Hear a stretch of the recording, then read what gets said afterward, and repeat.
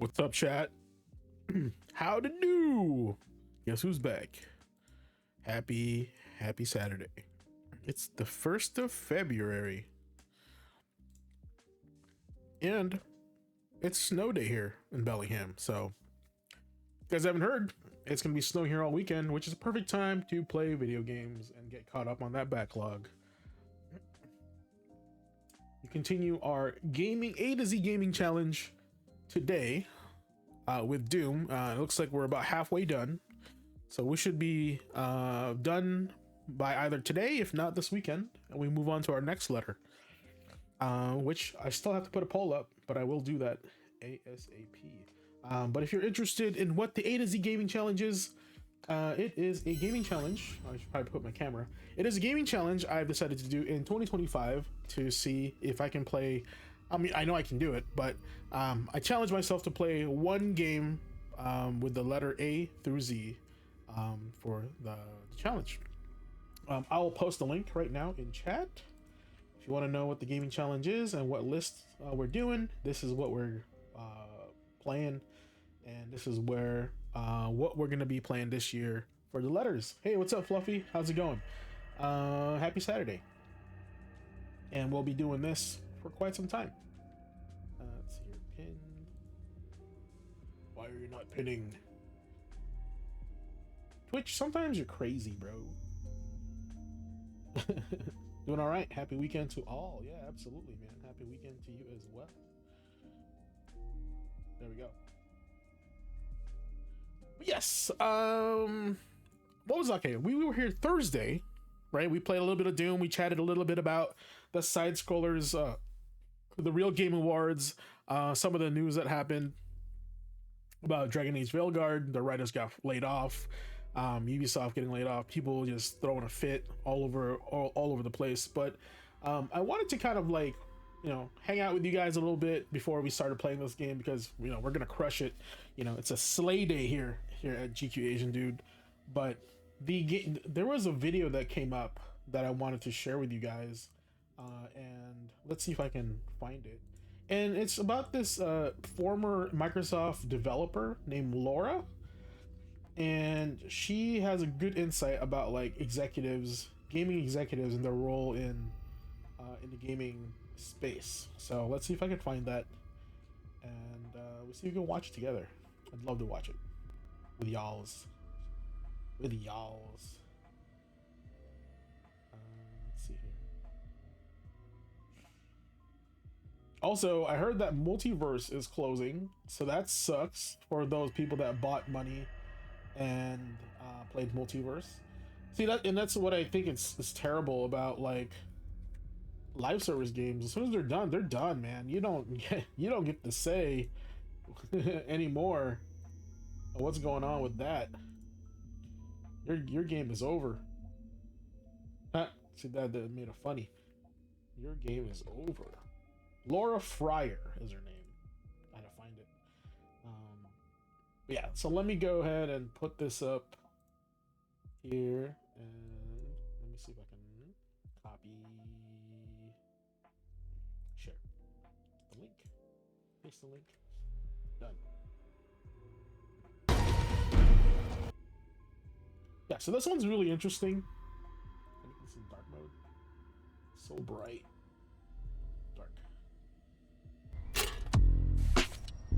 Ads Taxes everywhere. is paying the price. Every. Give me one sec.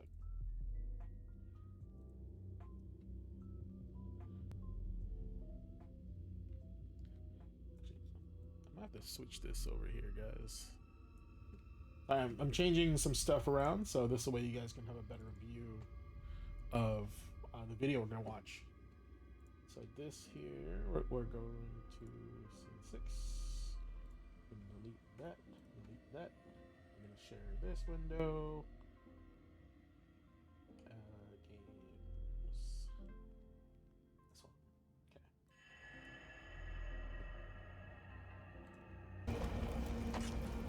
Okay. And you. What? Oh no, it's not sharing. What? Nani?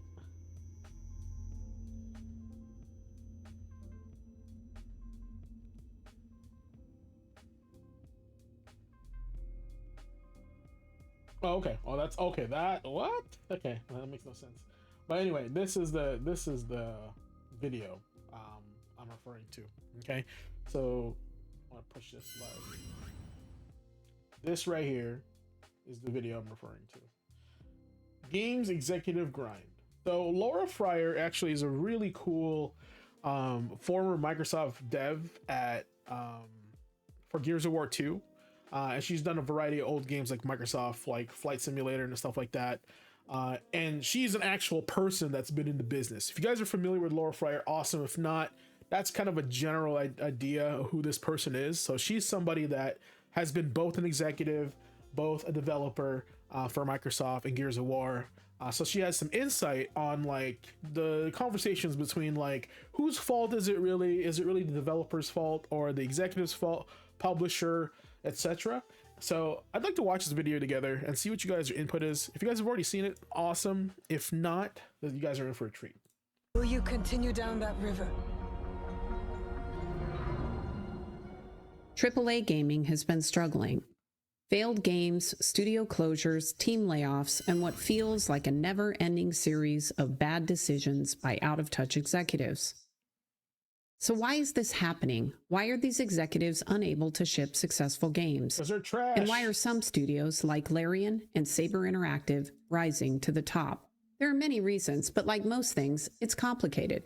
For context, I've been in the trenches and I've been an executive. When I joined Microsoft, I worked in product support. I took phone calls from customers on games like Flight Sim, and I eventually became the product lead on one of the greatest software failures of all time. During his first keynote at the Consumer Electronics Show in Software Vegas, failures. Bill Gates announces Microsoft Bob for Windows. What the hell is that? I don't remember Bob. I actually don't remember that at all, but okay. Fast forward years later, and I was asked to build a product team to create an augmented reality headset. The project was codenamed Orion, and it was announced in September of 2024. Orion was easily the most complicated project I've ever worked on. I've experienced the challenges at every level, and I can tell you, it is easy to criticize a leader until you are one. As Mike Tyson once said, everyone's got a plan until they get punched. He's got his work cut out when Mike Tyson. Oh, the right hand! I doubt if he'll be able to get up from this. Leading a game studio or a multi-billion-dollar AR project is a stressful, crazy job with high expectations and only a handful of people that can understand what it's like. There are very few people who can advise you. You spend most days mired in problems that you have no direct experience in solving. An executive can't be an expert in all fields. With games, for example, you can't be a great programmer and producer and artist and sound designer and composer. With the AR product, it's even more complex. Oh, yeah, you have all of the creative aspects of content for a new platform, partnered with crazy amounts of unsolved research problems. Now you're adding in researchers and engineers in optics, physics, silicon, mechanical engineering, electrical engineering, industrial design. It's obvious you can't be an expert in all of these fields, and this is where the challenge comes in, because that means you have to have a whole bunch of people helping to build the product. And of course, people have their own priorities, which influence their thinking and their feedback. So the job ends up largely being about people, about understanding everyone around you, their strengths, their priorities, their needs. And All right, so let's just talk about that for a second. She says let's talk about the people around you, their strengths, their weaknesses, their priorities, their needs. And I think that's really where a lot of what a lot of YouTubers are saying, that like people are hiring these companies are hiring these activists, right? Their priority is this, their priority is that, and they're not talking about the game. They're not worrying about the game. That's like that's not the first, priority on their list. It's like, how do I put myself into this game? How do I put my beliefs into this game? Right. And so I think that's where a lot of these newer games are coming out, and we're seeing that come out. Now, the issue with that is that we're not really, they're not really relating to us in any way or form, or their audience. And so that's why it's not working out very well. So honestly, it's their fault, and it's their fault for shoving that in there, for prioritizing it, for prioritizing themselves over the need of the product or the need of the audience. And then factoring all of that information when you need to make a decision about how the product moves forward. And this is just talking about the product team. The same is true for everyone around you, like the publishers or investors, or in the case of a studio like BioWare, your parent company, Electronic Arts. For every game, there is a collection of people that can impact it, because whoever is paying for the game gets a say. Look, it's not easy to navigate all of those issues, and I empathize with gaming executives and the challenge they face. At the same time, I don't feel sorry for them. They should be criticized for destroying amazing gaming franchises. She's right. Absolutely right. It's called accountability. If their hands are not without blood, even if it's the developer's fault. Like, it's their job to see and to oversee these projects to see if they succeed or are on track to succeed. And that's what they get paid for. And if they lose money, there's no one to blame but them. They chose to lead, they get paid well to lead, and they should be held accountable. You hear that, guys? You see that on the screen? This man makes $11,000 an hour. That is crazy. So we shouldn't feel bad if their game fails, right? Good that their game fails. If their product doesn't sell because the public doesn't want it, it's ultimately their fault. For their actions. Gamers are right in voting with their wallets, and it's starting to make a difference. It's rewarding the games that are fun, and it's bringing some much needed accountability to the games Ubisoft. industry. As a simple example, look at what's happening with Ubisoft. According to this article, Ubisoft will investigate how to be better and more player-centric. This is a positive sign of change, but these are just words. We need to see action. As a counterexample, let's look at Larian. They are laser focused on the audience because they care about their game, their players, and to be honest, they have to be. Sven knows that one failed game can cost them their studio. They don't have the money of an Xbox or Ubisoft covering their failures. 1 or 2 failed games from an independent developer can be the end of the studio. This is the reality, and reality creates accountability. What don't you want the industry to take away from the story of Baldur's Gate 3? You need to make sure you have enough fuel to do it. Yeah. That's probably the biggest one. I mean, like, we had reserve fuel based on the success of Original Sin 2 to engage with this. Every executive in an independent developer has to worry about money because they have to take care of their team. Budget. Naturally, this creates accountability.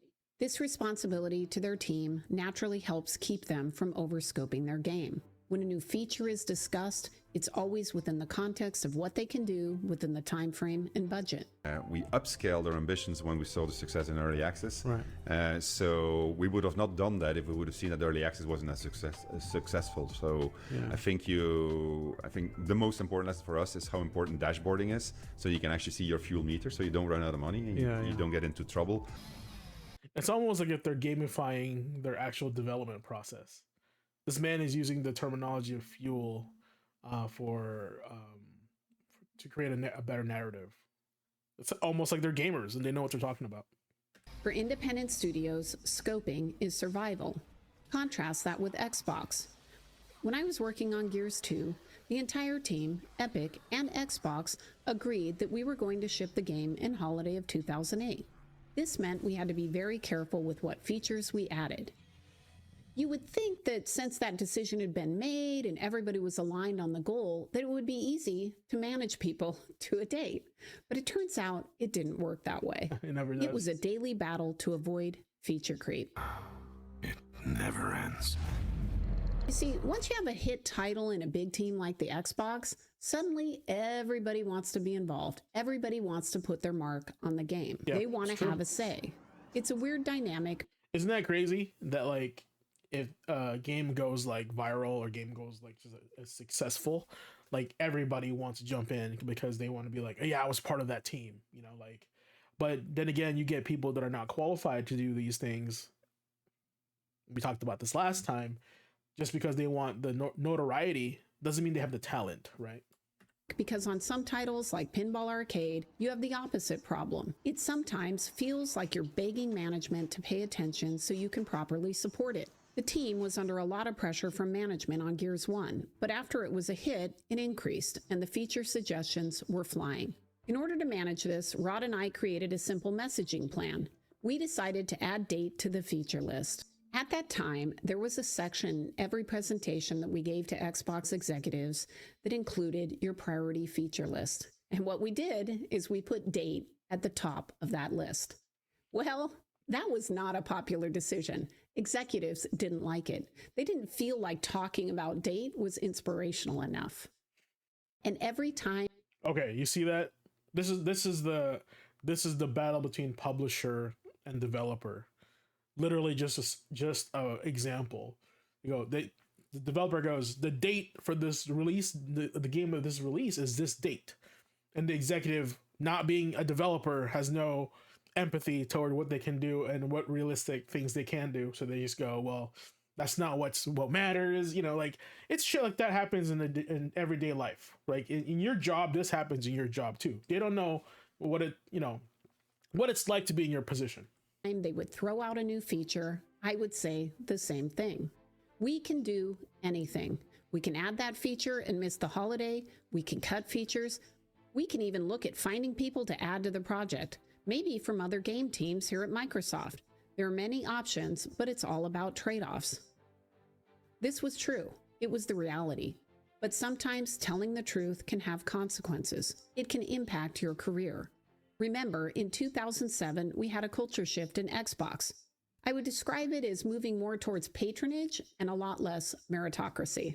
It takes courage in that environment to push back. It can get dangerous because the feedback loop can shut down. Yeah. Now all of a sudden... So she's literally said in Microsoft switched to a culture of patronage than meritocracy, right? So let's look up, I know, meritocracy is about your achievements, right? Let's see.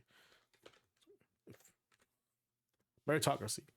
Government or the holding of power by people selected on the basis of their ability. Meritocracy. That's literally like pure equality means everyone's on an equal playing field. So it's the best person wins, right? So regardless of race, gender, whatever. Let's go to what patronage looks like. Patronage, the act of providing support, encouragement, or financial aid to an individual or organization. It can also refer to the power of a person given to someone an important position or job. Oh, look at that! It's almost as if sudden all the leaders are just keeping their heads down to nepotism survive. has joined the chat. And we can see how that culture change impacted Xbox, because we all saw the Xbox One launch. Xbox, watch TV. You said television. We wanted to hear video games. We're all in the green room, and as each person would get off stage, the execs in the room would ask what the pulse is on social, and it was not good. This is not going well. Major Nelson. But yeah, literally this 2007 switch to like lifestyle versus video games, that wasn't handled very well. I remember this. I was there. This is not going well at all. We were surprised by the $100 difference. Then it's like, that's a pretty big headwind to come back from. You have essentially the same hardware, but one device is $100 cheaper. Cool. I'm gonna go with that one. And that's where they lost. When I see the clips from the Xbox documentary, it's clear to me that these people were living in an alternate reality. And when that bubble finally burst, it was heartbreaking. It was devastating to them. It was a dark moment for us, and very, very, very painful. The Xbox patronage culture change led to inert executives. I honestly believe that that moment on Xbox history was that's where they died, right? Because like I feel like Xbox was the king on the 360 era with the PS3, right? Versus the PS3. And then of course they got too greedy, and look what happened. Oh, they're willing to pay for a system $100 more than the PS3, but like the smart consumer saw through their facade. We're not paying $100 more just for that stupid camera, right? They focus on looking good in the short term in their little corner of the world. It's not their money. If the console fails, oh well. If their game fails, It's not a problem for them. I mean, look at Don Matrick himself. I'm sure that when he left Microsoft, he was salty that he wasn't running all of Xbox anymore, but it certainly didn't impact him financially. And this is why I don't have a hard time imagining what's happening with Ubisoft or the failure of Concord. I think about it in the context of the Xbox One, because what you're seeing is bad decisions gaining momentum. Poor culture creates a broken feedback loop, and this is where bad ideas go to flourish. It's easy for a team leader to be convinced that a new business model or type of game they have no experience with is the right way to go. Look at what happened with Suicide Squad. According to a Bloomberg report, Warner Brothers executives traveled to London to convince Rocksteady that Suicide Squad should be a live service game in keeping with prevailing industry trends. I don't know if that's what happened, but when I left WB, all of my peers in the industry, not just at Warner Brothers, were talking about live service games, microtransactions, and free-to-play. So it's possible that Rocksteady was convinced by their peers, by other leaders in the industry. When you're managing a big studio, there aren't many people that you can get advice from, because very few people have experience with your problem set. So see, and this is why I think people should just stop being so upset with Rocksteady, right? Because like I said, like I think their anger is pushed in the wrong direction. You know, I see all these YouTubers making, oh, Rocksteady fucked up, Rocksteady did this, Rocksteady did that. And I'm all here like, bro, they just make the games and they got paid money to make the games, and they get directed by the money to make said game. Right? Like if I said, man, I'm gonna give you $2 million to make this game, but I want A, B, C, D in this game to be made, but I want it done by you. And if, like, for example, if I was like, bro, we've been making RPGs all our lives, but you want us to make a first person shooter because that's what's trendy right now. I also think Rocksteady should be like, no, you have the wrong company developer for this job. But it's also a job. Like these guys need to get employed. These guys need to make money, right? So to them, they have a job to do by the company of Warner Brothers giving them money to get this game made. So they're in a tough spot because you lose by hurting your fans but keeping employed, or you can be like, no, we don't want that because that's not what we're all about, and nobody gets employed and the studio closes. So it's a tough situation. It's this is why I think people just need to stop emotionally reacting to these things so quickly, you know. Naturally, you network with other studio executives, and it turns out that group is very small, and they also can fall into the trap of trend following. I'll let you in on a little secret. Many industry executives are not visionaries. They're followers. And this isn't just in games, it's in technology too. Mm-hmm. Meta sees Microsoft having success with AI, plus long-term and the next thing you know, they've Absolutely. pivoted again. Look at the more recent news that they've decided to implement community notes on their platform, similar to what Elon did. Yeah, isn't this interesting? Like some of these executives, like she says, they're more followers than they're innovators. I think they're followers when someone finds an innovative thing to do, and then they follow it, right? And I think that's more of a survival tip than it is like innovation. With X, I remember when we launched, many of the gaming executives were skeptical. They weren't bought in until Nintendo proved that you could sell consoles to grandma. And next thing you know, you've got Kinect and the Sony Move. Xbox and Meta are big companies. So of course they're going to have these challenges with trend following. But I mean, a small studio like Larian, they should be able to keep that stuff from happening in their organization. Well, it's not that simple. When their team goes to conferences like GDC, or they network with their peers, they are getting advice. They are getting infused with the latest industry trends. The whole point of going to a conference or networking is to learn. And you want that. You want your team to grow. But you have to evaluate every new direction carefully. Yeah. And this is where the executive comes in. Yeah. See, she's so smart. Like everything she's saying is like, what are you, an idiot? Yeah, I understand trends are important. I understand trends is what's in, but like what she's saying, it's like if your company is a like Larian is a company with a high reputation, just like what you said, Fluffy, Rocksteady has a high reputation of making narrative driven Batman games that are action, action puzzle, right? Games. Then you make a live service game after that, then like what do you expect? Your fans are gonna be like, why did you make this? Right? You know what I'm saying? Because like your reputation, especially when you're like 4 games deep, right? And I've told you the story of my first experience with Batman and Rocksteady was in Arkham Asylum. Like before Arkham Asylum, my mental capacity for comic book movie related games was all of them were trash. All of them were garbage. It wasn't even a debate. Like I just choose not to play them. Like when they released Thor, Iron Man 2, Captain America was actually pretty decent. These games by Marvel that was like published by Sega during that time, they were not great games either, right? So I was like, why am I wasting my time on this game, spending my money on these games? And then I walked into a GameStop, and then the guy working there, Anton, at the time, was like, hey, have you heard about the new Batman game? I was like, and literally I remember saying no, because all comic book games are pretty garbage. They have a history of being garbage. And he said, no, man, we have a demo of it. It's really fun. Right? And I was like, all right, we'll see. So I picked up the controller, and there was like it was a scene where Batman was fighting like, in a room against like 6 guys, and you had like the punch, you had like the free flow movement, you had the counter button. It felt good to play, it felt fun to play.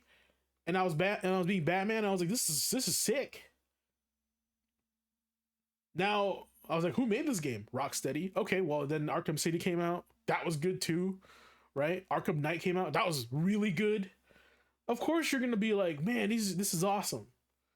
And for them to make a live service game, like you'd be like, wow, well that's kind of weird. Like, of course, like whoever is in charge of Rocksteady should have pushed back, should have said like, no, we're good, or we'll make it this way, trust us, it's better this way, right? Both people lost. Both the developer, Warner Brothers, lost, and we also lost because we got a shitty game out of it. At what point did you start thinking about what's next for the studio? Before we started. So this was part of a larger plan that I have towards what I call the very big RPG that will dwarf them all. So Baldur's Gate isn't that RPG? No. Wow. No, not at all. But it's a very long plan, complicated. So the next game isn't that RPG either. It's another step towards it. Yeah, I think so. Okay, cool. Yeah. As an executive, you should have a long-term plan that you're building towards. At the same time, when new data comes along, you have to be ready to pivot if needed. Sven is an executive that has a clear understanding of how to make these trade-offs, and thank goodness that he's making good choices, because his studio depends on it. And it's true. And to be honest with you, like I was actually, and I'll take this statement back. Back in the day, I was super salty about early access. Honestly, I was like, why are we buying a game that's not done yet? And I never thought about how important it is for feedback, for people to play and give their input on a game they're willing to put money down on. You get what I'm saying? So okay, it's all mentality. So when I first thought about this, it's like, I'm paying $50 for a game that's not done yet. That's a very consumer mentality. They create this, I play it, right? But early access is simply saying the game isn't done. And I think like as from a creator's point of view, they're saying it's not finished, but we want it to be good. We want you to like it. So we want you to play it. And at the same time, give us your input on how to make it better. Right. And so and then when it's done, it's done. You've already paid for the game and you get the game that you want. So I never really thought about it that way, where you get the game that you want in the shape of and you get to help contribute to the form of that game and the shape of that game. So I take it back. Like I said, I was not a fan of early access, but now I'm all about it. Every decision he makes has real meaning at Larian. The accountability is built in, whereas at these big companies, it's diffused. But it could be different if they wanted it to be. These large companies could start rewarding the kinds of behaviors they want to see in their game makers. They can follow the trend of listening to their fans, of scoping their games appropriately, and shipping high-quality experiences. They can hire executives that understand these realities. Listen to fans. Sorry if I keep pausing, but listening to fans is probably the best example of this. Sonic. The Sonic movie was the best reason that movie survived and also got 2 sequels. We're at Sonic 3 right now, guys. Who the hell gave enough money to Sonic the movie makers to make a 3rd one? That means they listened to the fans and the movie did so well that they were able to make 3 of these. Now, if we go back to what Sonic looked like originally before the fans got involved, oh boy, that is nightmare fuel from what I remember. In a recent interview with IGN, Tim Willits said the following about the AAA game problem. The problem isn't necessarily that AAA games take too long to develop and thus launch into already abandoned genres. Rather, Willits believes AAA developers are tending to overscope their games, which in turn means they fail to do any one thing brilliantly. For Space Marine 2, Willits explained Saber made sure to nail the core combat and kept a handle on the scope of the game. So much so that some have praised it for rekindling memories of the Xbox 360 era of action games. Not only has Space Marine exceeded their sales expectations, the budget was less than half of Doom Eternal. Think about that. The cost of Space Marine 2 was half that of a game being made in 2019, and they still made a fantastic experience. The challenge with any large organization... Okay. You see that? Guys, I hope you're watching. I hope you're listening, taking notes, because remember in the Gaming Academy when I was having this conversation with Tragically Elite, he was saying they can't do that. It's too expensive. They can't do that. It's too expensive. Yes, they can. If they knew how to manage their money, their budgets, where to focus, where to put things in priority, right? This is what I'm talking about. Games shouldn't be this expensive. It's their fault for making games cost this much, right? And they're still bad. If a game like Space Marine 2 has half the budget of Doom Eternal, it's kind of funny we're playing Doom, but you know, and still did very well with half the budget, Laura is saying that they did something right. You can't just throw money at the problem. Is that it's much easier to destroy a culture than to build it. 360 set us up for being the best box for developers, the best box for core gamers, and we then flipped it around and said, this isn't a dev box, this isn't a core gaming box, this is an entertainment device. Building a great company and culture takes years, and as you scale, it's easy to lose sight of what made you great. It's easy for teams to slide into mediocrity. It takes courage and resolve to right a culture gone wrong, and that takes strong leadership, strong executives. At the end of the day, the job of a gaming executive, simply stated, is to create and maintain a successful team. And by successful, I mean it has a clear set of goals and a process for achieving them. Making a fun game that people want to buy has to be the obvious goal of any of these game studios. And it's clear to see from the success of Larian and Saber Interactive that their leadership understands that. Okay. So with that statement, let's go back to Dragon Age Veilguard, because it's kind of like the example of the year, right? And the reason why I want to go back to this is I've been hearing from a lot of people that as a game in itself, Dragon Age Veilguard is actually quite fun. Tragically Elite says it's fun. My roommate, whom doesn't follow this culture war nonsense, says it's fun, right? But they both agreed that the writing is hot trash, right? So they made a good game, but the content of the narrative, which is pretty much why most people play Dragon Age, is to follow the story, is bad.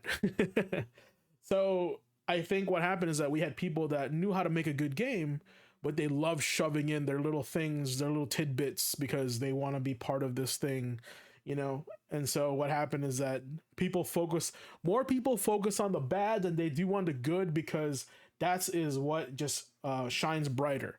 Like, for example, I use this example all the time. A politician can do 100 things right? Everything's so good, but that one thing he does wrong and bad, the news is going to go crazy over that one thing, and just ride on that. And that's just because that's what that sells. That's what gets attention. So, and I feel like that's what happened. If Dragon Age Veilguard did 100 things good and those 2 things were bad, those 2 things that are bad are still what's going to be popular to talk about in our culture right now, which is unfortunate. Like any gamer, I'm sad to see the failure of so many beloved game franchises. At the same time, I realize it's creating opportunity for new games and new leaders.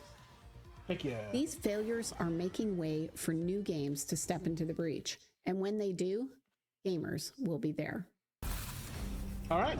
And see, that's kind of what I'm talking about, right? Like the fact that we have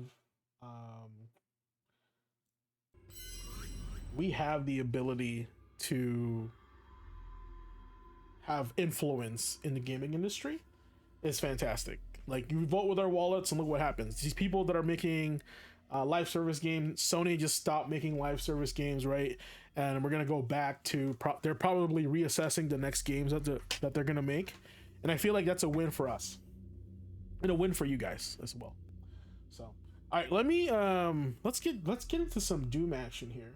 I'll be right back. I'm gonna go get some water because I've been chatting it up with y'all. I'm gonna fill this bottle up. We're gonna hydrate, right? I'm gonna come back. We're gonna go slay some demons. All right, BRB. BRB, enjoy Battletoads theme.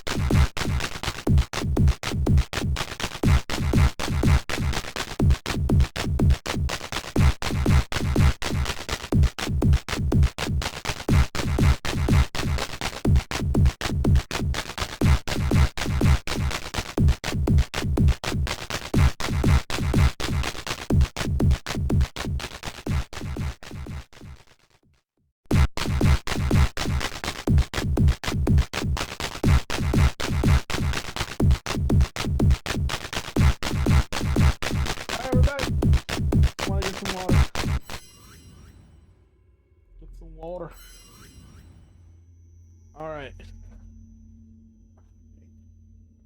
Time to rip and tear. Gotta put on my gamer goggles. Why does it sound like Randy Savage?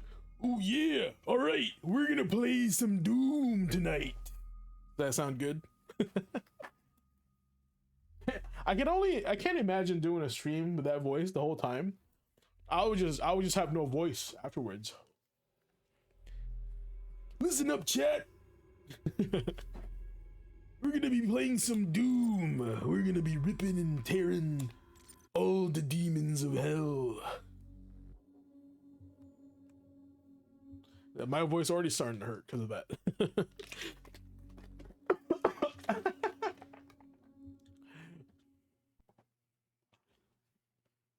Argent facility destroyed.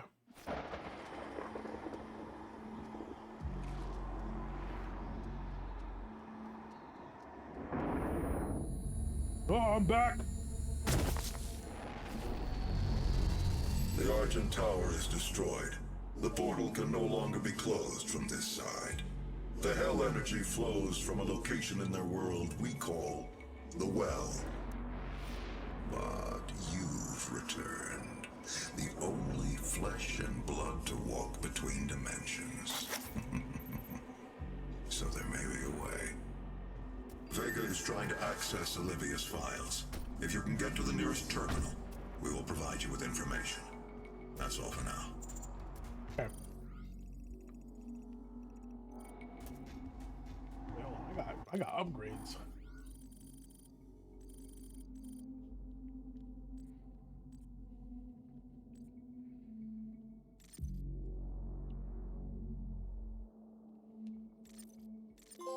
Yeah.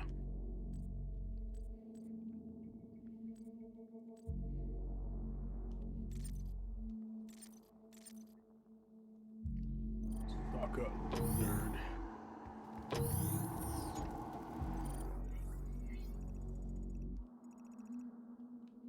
Ooh, okay.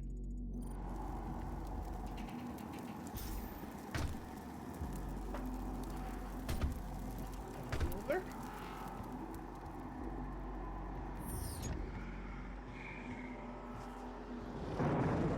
Oh my god. These things show up.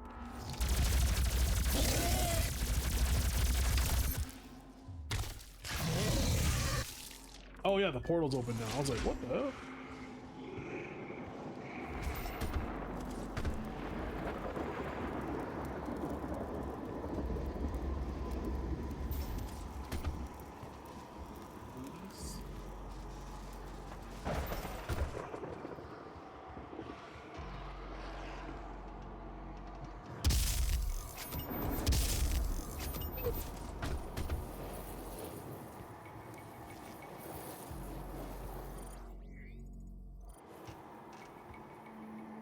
Was I there?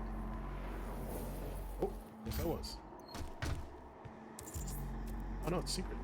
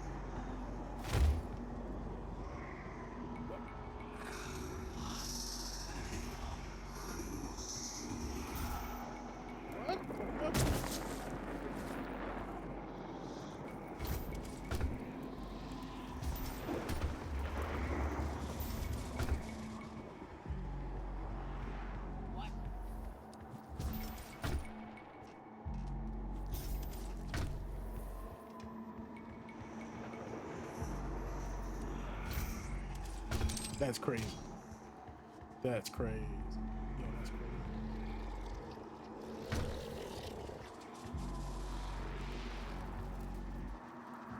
Okay, so we're not in hell.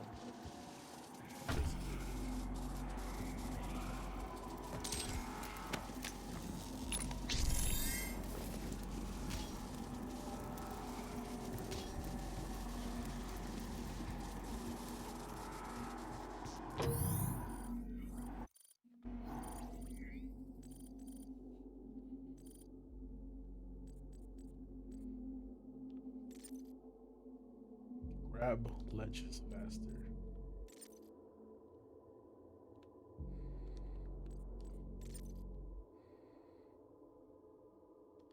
Explosive barrel damage. I only have 2.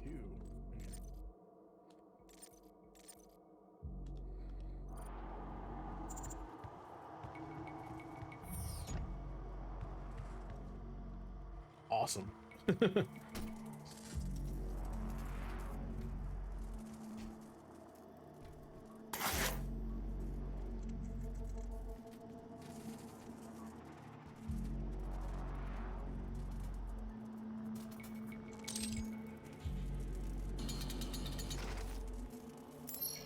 Olivia has an artifact in her private lab that we've been studying for years. I believe you can use it to find the answers you seek. It bears your mark. Olivia's personal laboratory is not part of the registered facilities database. Alpha level clearance will be required to locate it. Granted. You can access her Lazarus facility from the north sector of the Advanced Research Complex, about 80 kilometers away. James Woods' voice? That sounds very James I'll bring Woods. the tram power online to take you there, but you'll need a UAC corporate facilities clearance card to activate it. There is a security station nearby.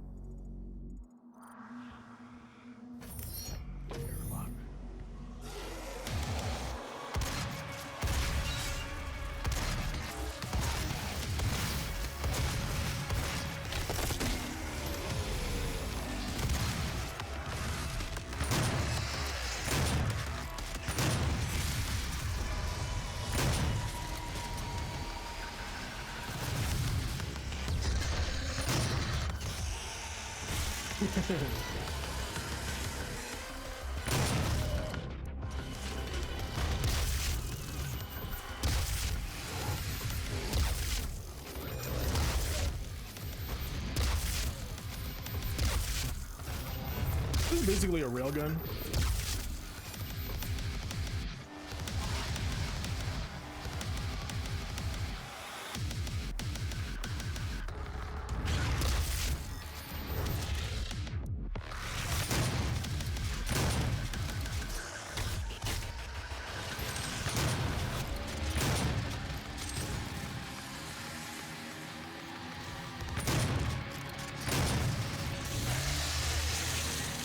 Face.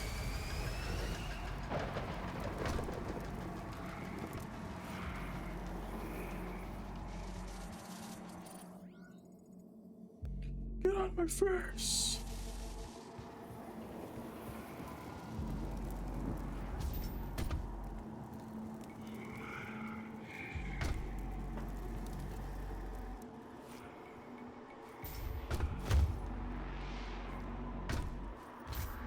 Damn it. How do I climb?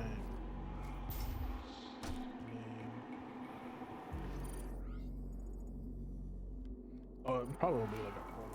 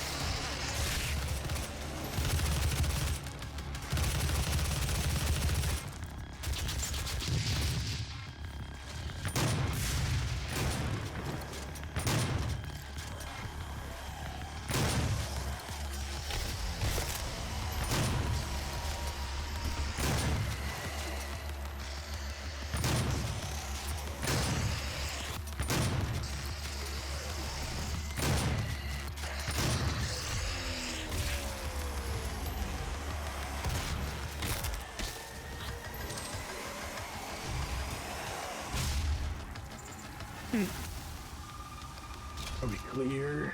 Yes, we're clear.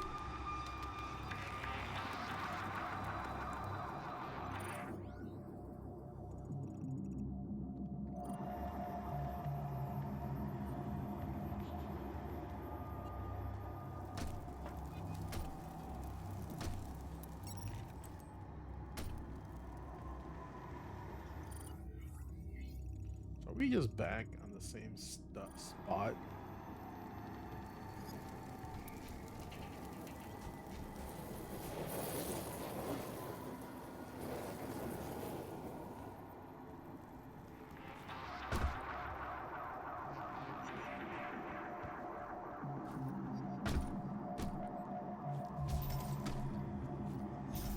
Oh.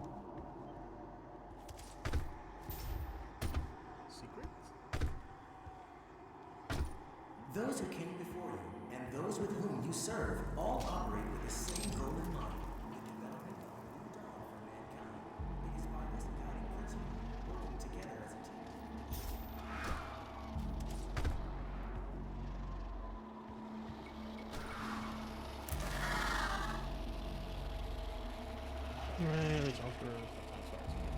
Okay.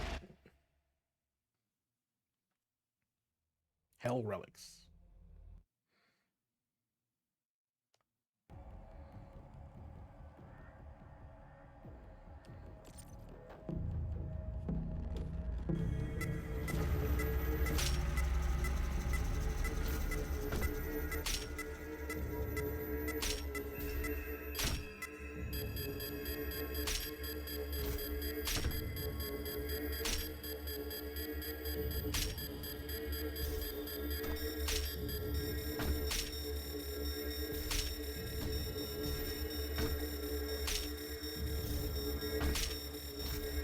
No, you freaking idiot.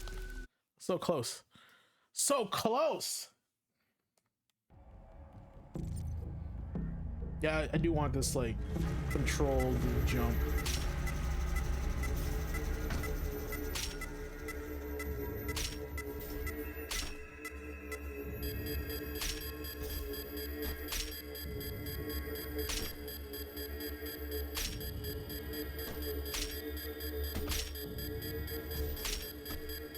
Oh boy.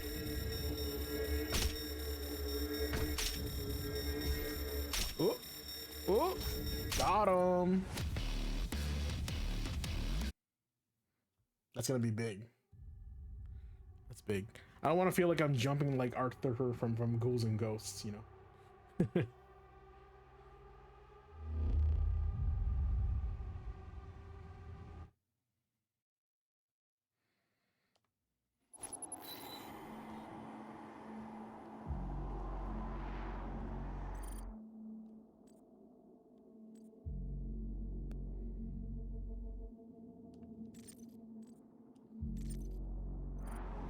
Oh, in the air.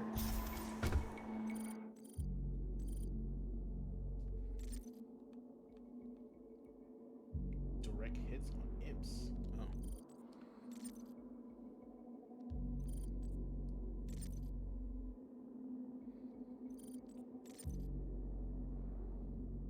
I like that.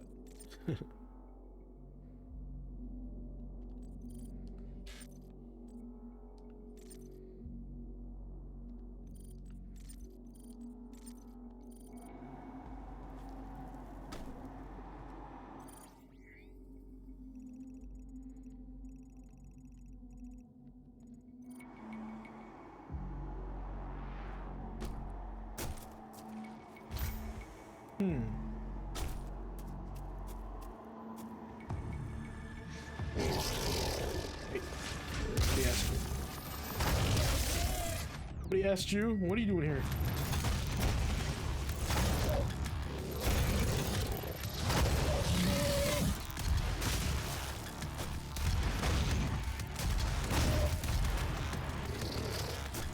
Ah!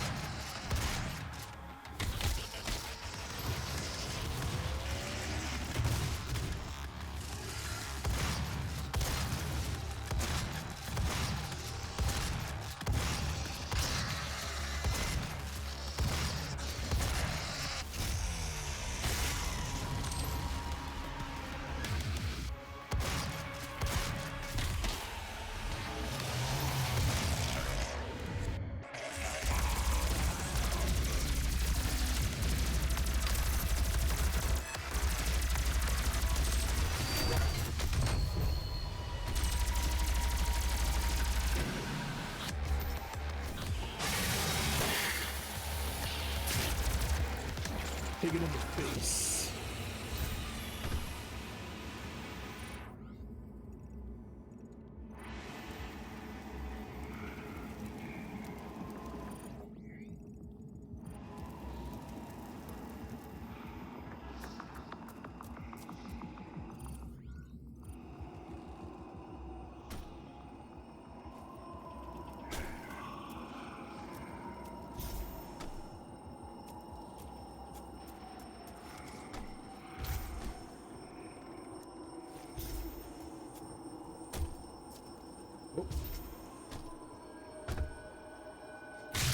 Whoa.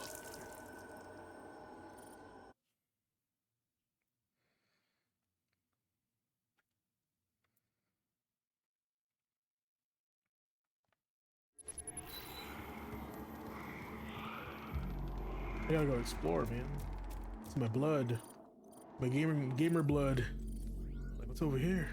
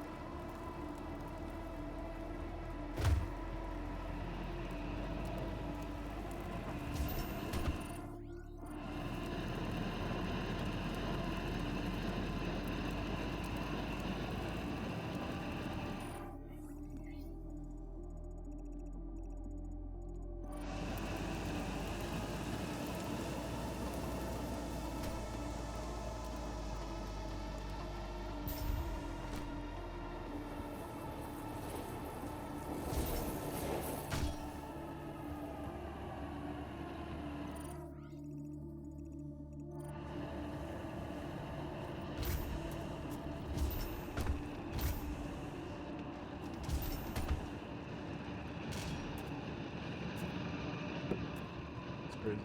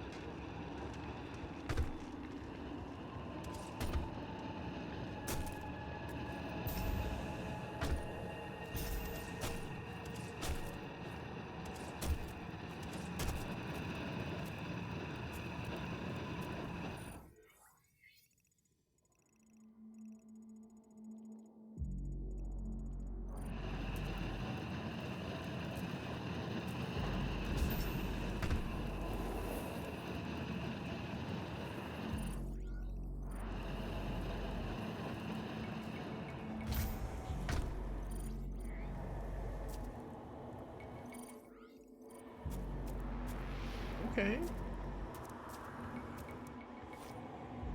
Let's see. Look.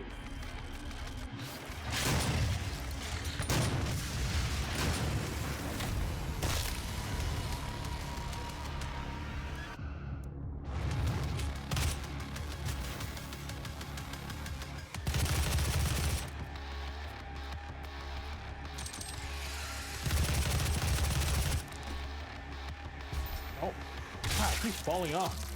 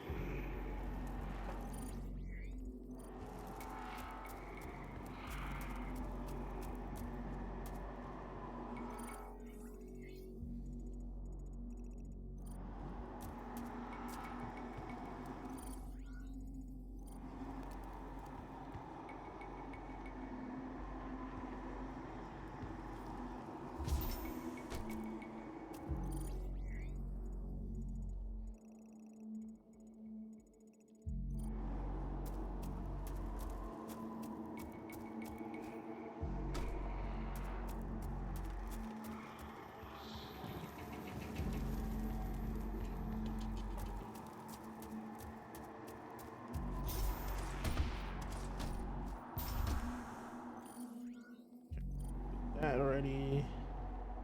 We went this way.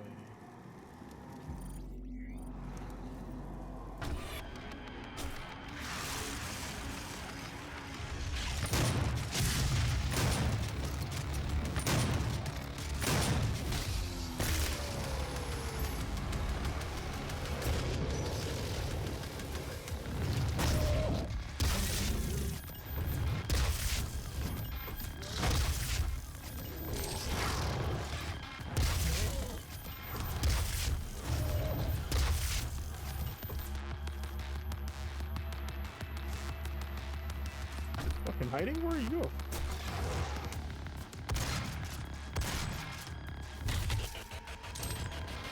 Where?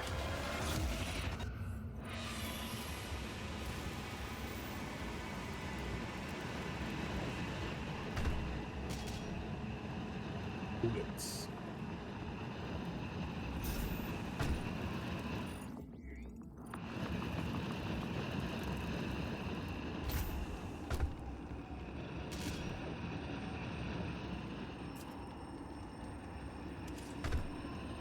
Over here.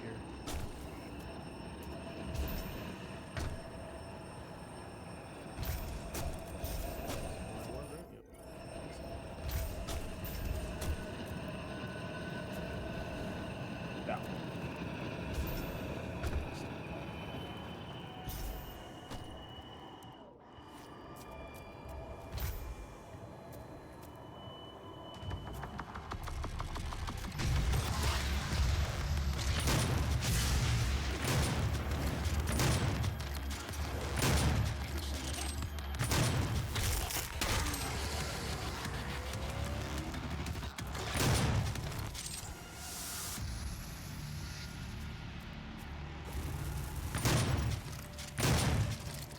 Checkpoint.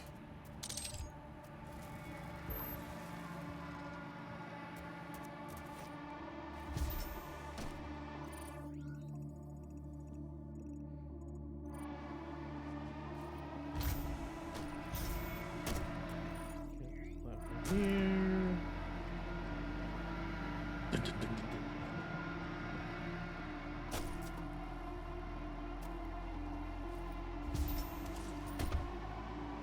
Oh. Hello.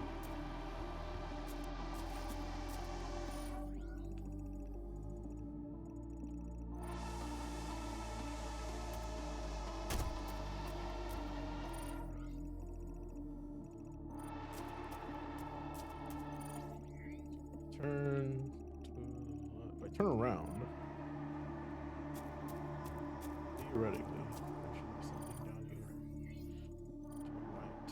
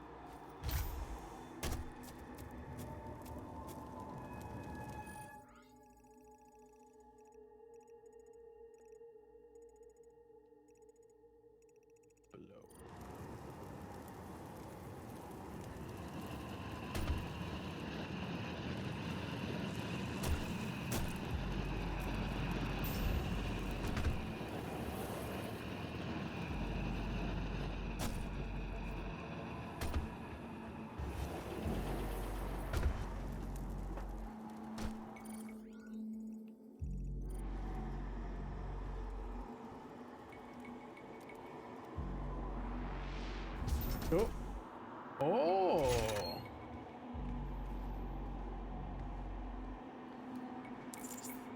Secret.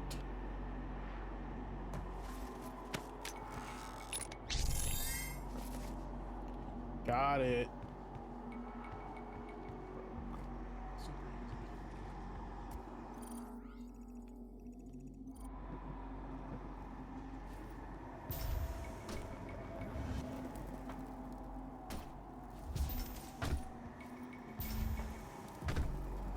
Those who came before you and those with whom you serve all operate with the same goal in mind, the development of a new dawn for mankind.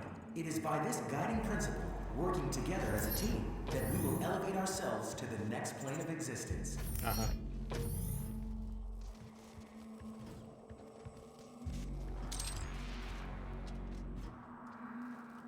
That's cute. Look at that hat.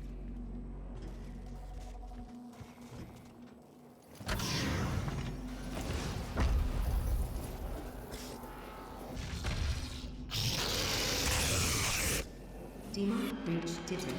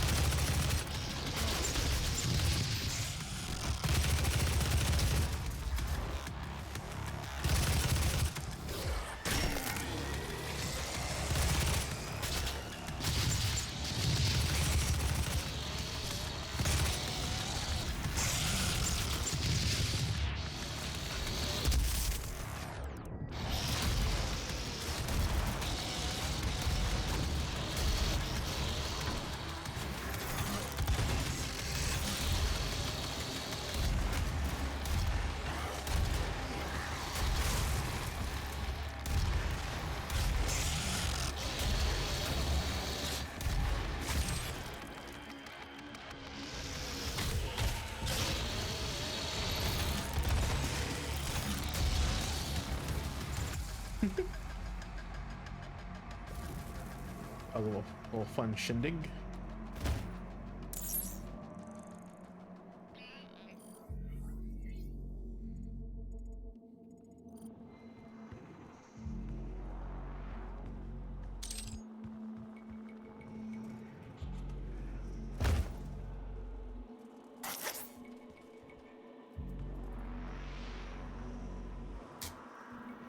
Maxed out, bro.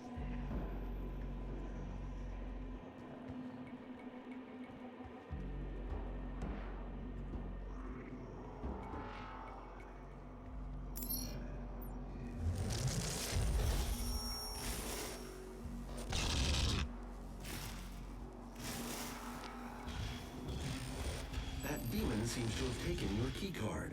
You will need to find it. The tram station will not be accessible without proper clearance.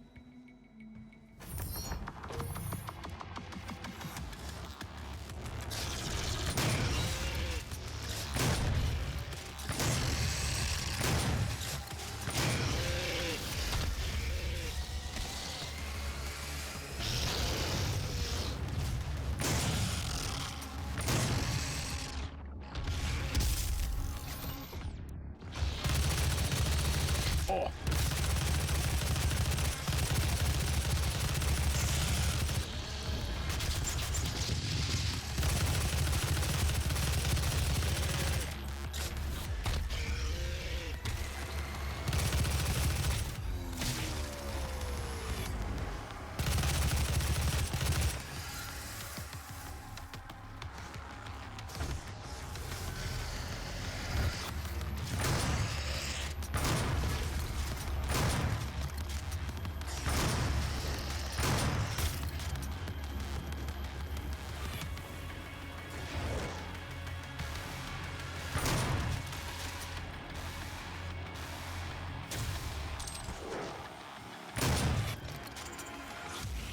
Quad damage.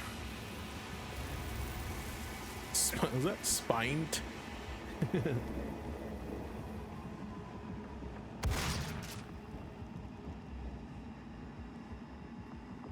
Need more bullets. Bullets.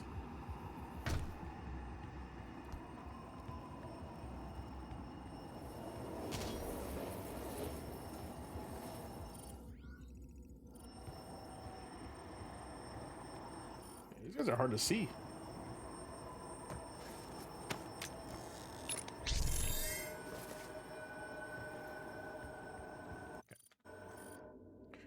Two only?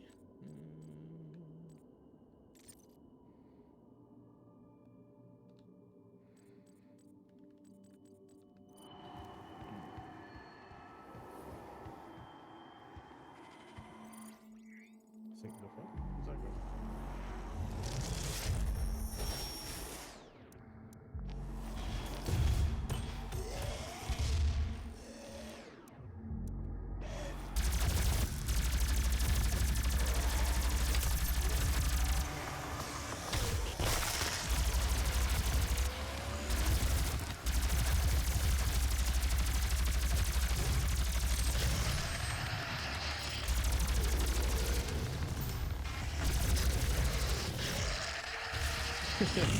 Hey.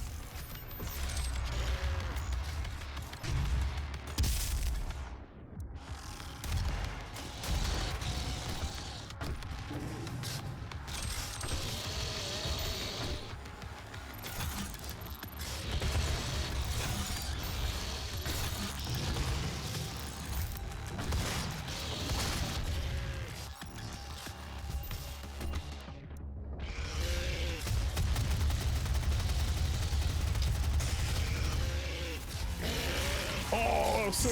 Slash throat.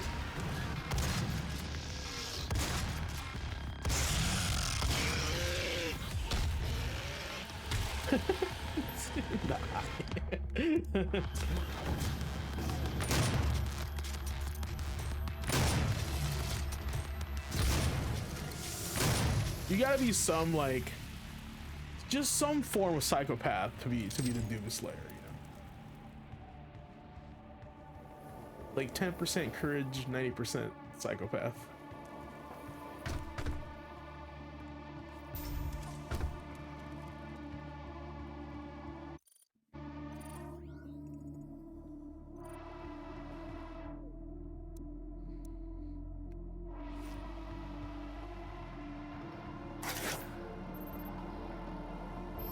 Unauthorized exploration into the exclusion zones outside the base is prohibited.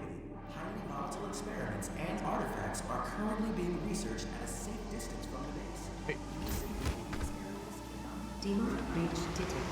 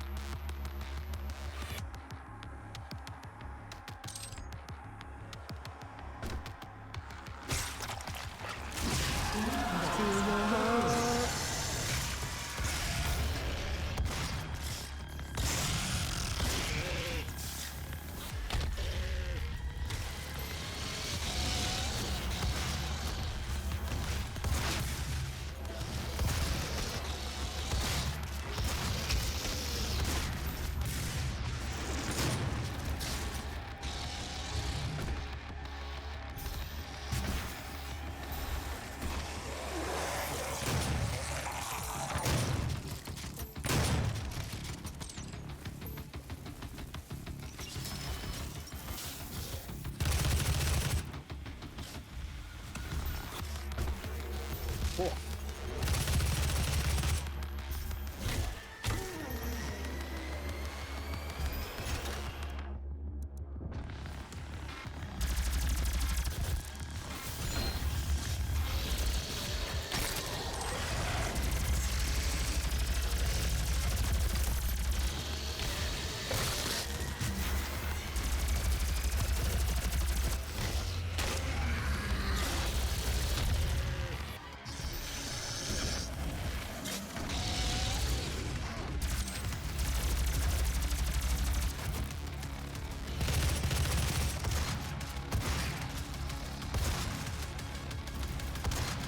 fuck's he going?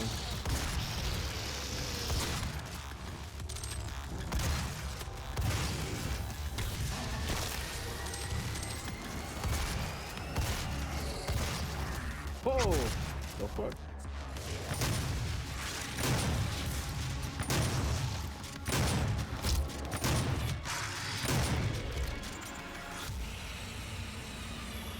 What? That's crazy.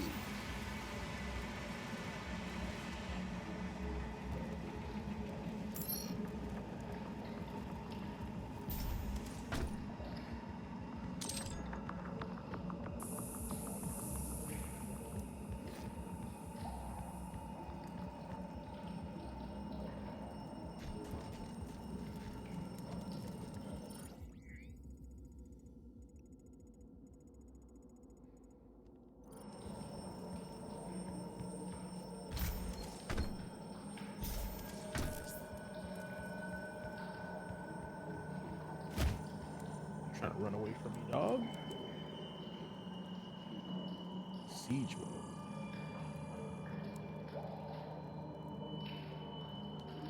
Sounds dope.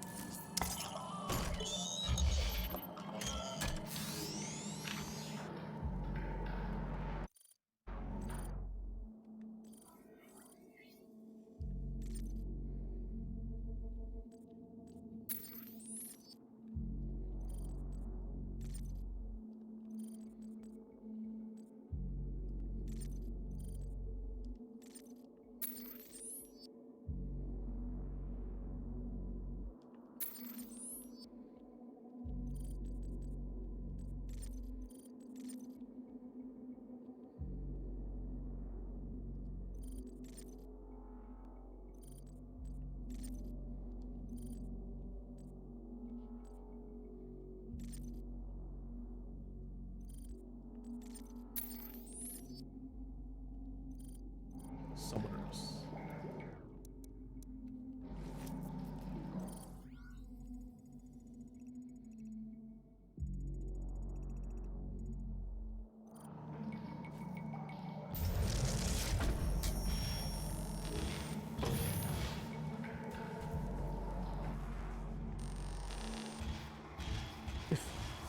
Kidnap that guy.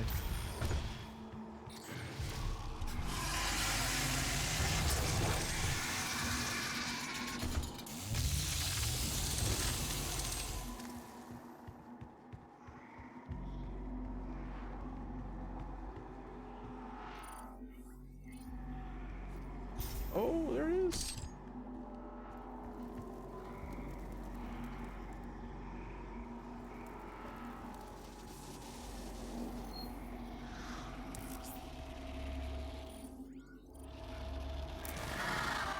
What is?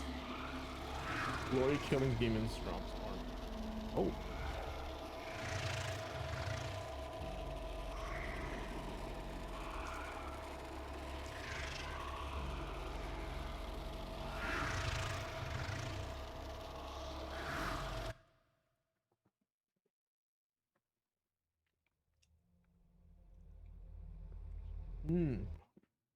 Dude. This one is like chocolate lava infused Reese's Pieces. Not Reese's Pieces, but Reese's. Bomb. Bomb. Super rich. You don't need a lot of them. I just get 2 and you're good.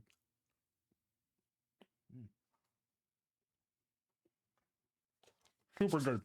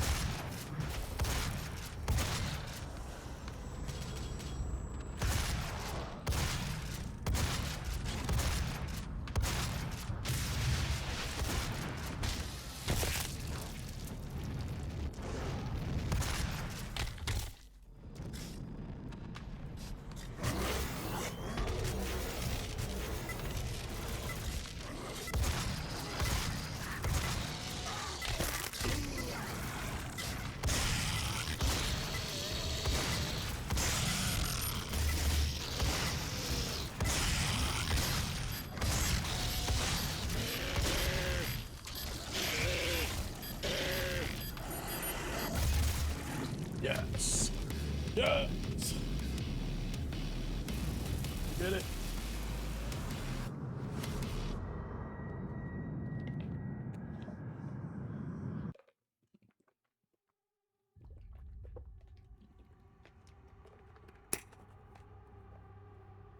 First try.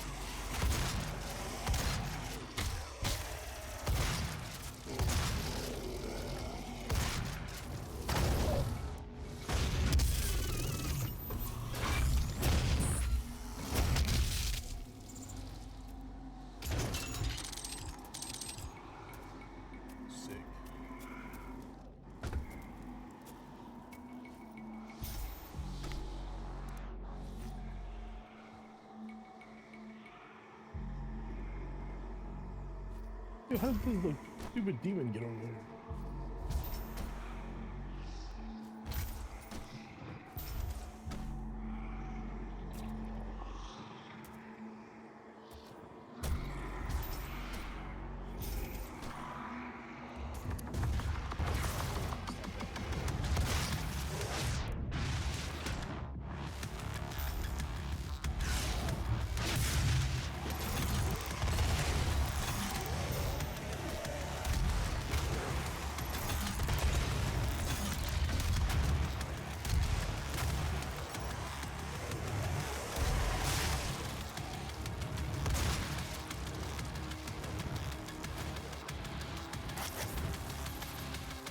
Give me this.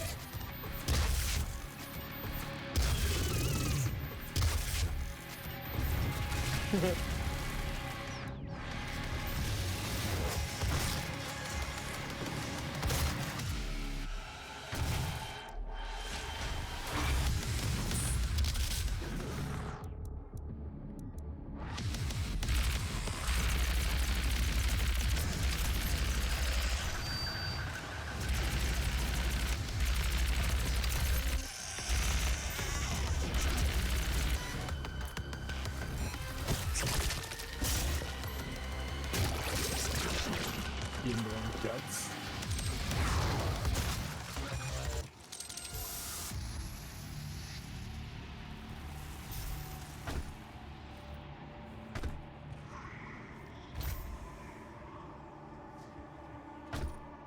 Okay.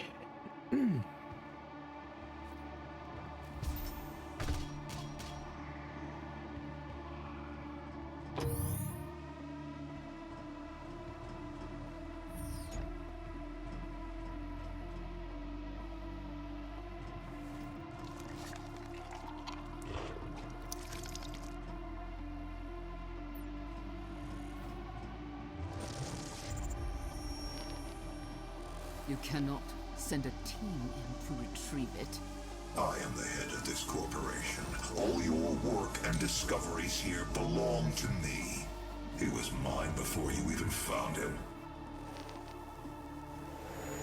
Don't forget to pull a polygon and shoot a medkit point blank with a shotgun. Well, I'm not that much of a journo, bro. Come on.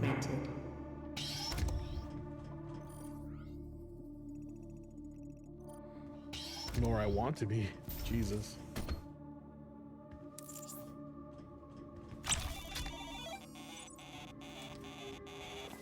Understandable.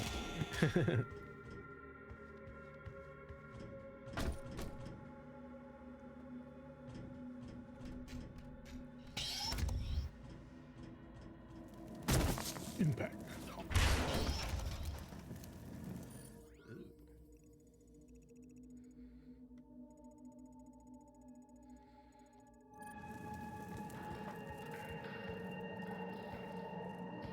Do you remember this stage?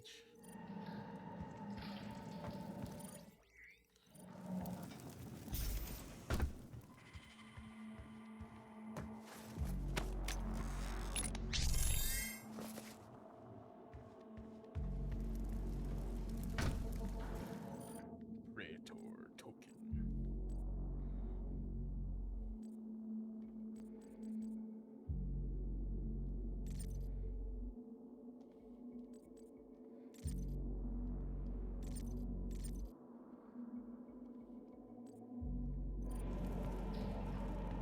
Access granted.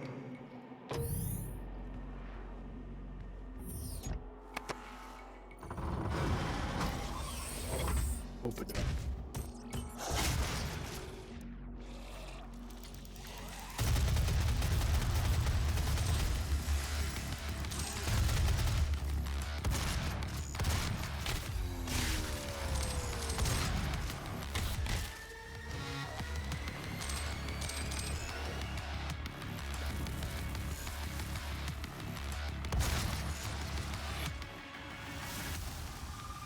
UAC tramway ready for departure. Please be seated. The tram is now ready to depart. The UAC's advanced Oh. I want that. I want that very much.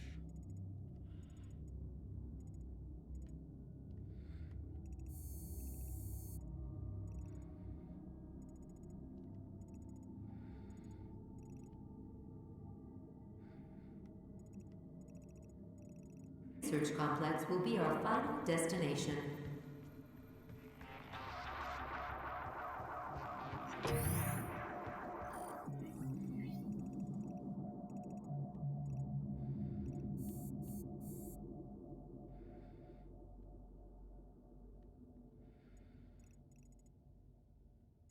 Can I even get there anymore?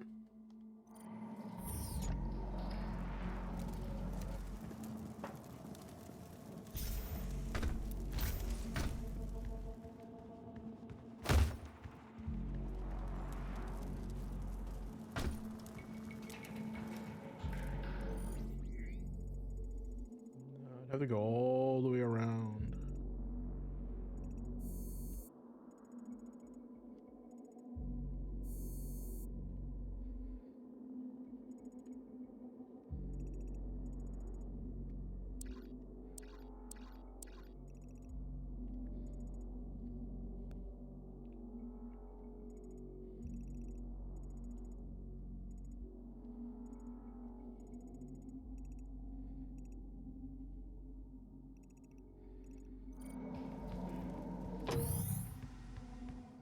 Dang it.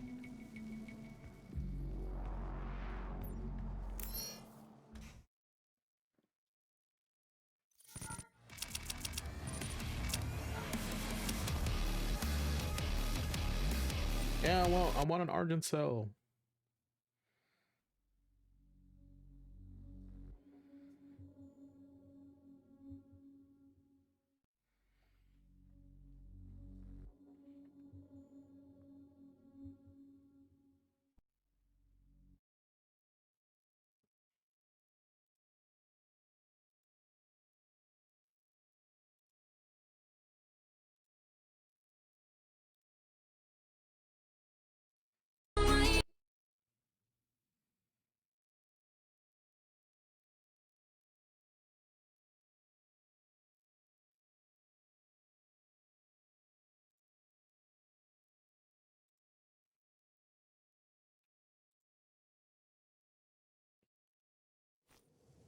a brighter tomorrow.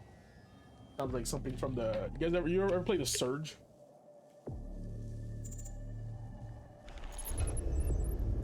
Now approaching UAC Advanced Research Complex.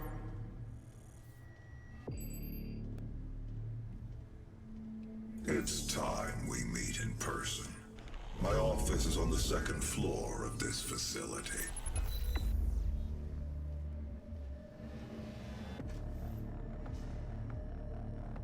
Yo, what up?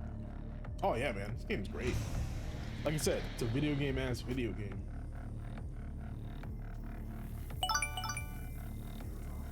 Hey, thanks for the sub, Andre. Appreciate you. Much appreciate. You know, back in the day when someone subbed, I always had Gilgamesh laugh and like throw coins at the chat. But for some reason the thing broke and I couldn't recover it, so it's kind of sucks. This vast design and production center uses cutting-edge technology and fabrication techniques to prototype everything from robotics to weaponry. Oh, okay, to you're just subspace here. communication That's systems. cool.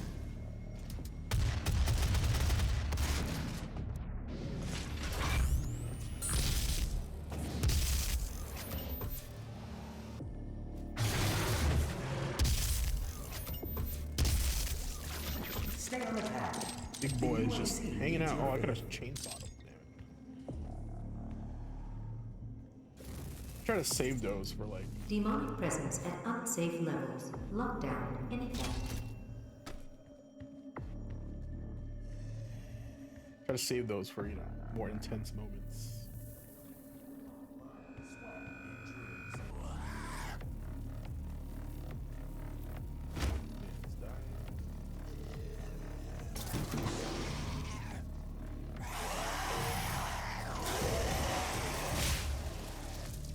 Demonic presence eliminated. Lockdown disengaged. Yes. Give me the power. That's so cool.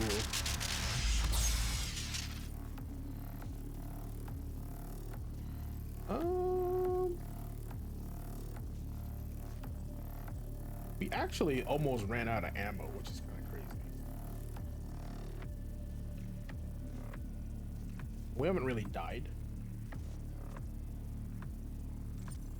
Go with ammo.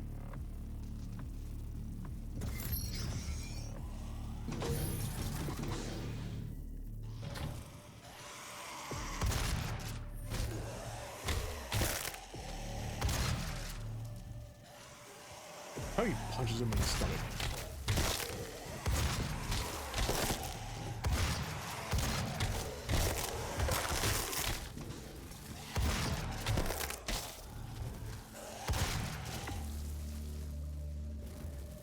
Look at all the faces of the tree. Real quick. All right. See, there's something in there. We gotta go get it. What it is.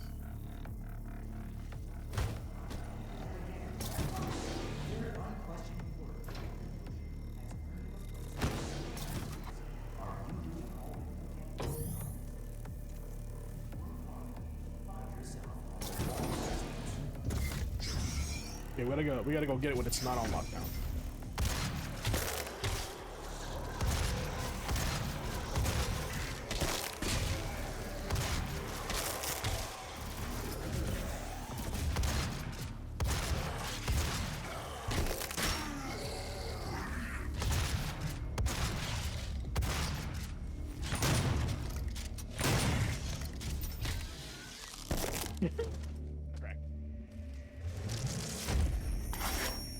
We are not advancing enough applicants, and our faith is nothing without believers. We cannot conduct our work without them. And what kind of work is it that you're doing, Olivia? I haven't seen a report from your team in months now, have I? Can I trust that you can maintain your distance and control of the situation? Of course. I believe in our work, but in order to make progress, we will have to make even greater sacrifices. This isn't progress, it's madness. The board understands the peculiar nature of your work, and no one is in the dark on what those sacrifices mean to mankind. But your judgment is no longer considered sound. Yeah, she's crazy. And dead. Killed.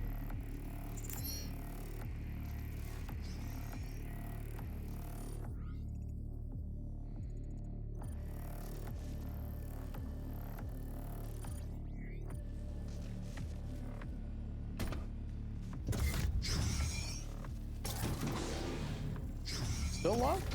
Yeah, come on. Stewardship of the UAC will drive us into the next stage of mankind.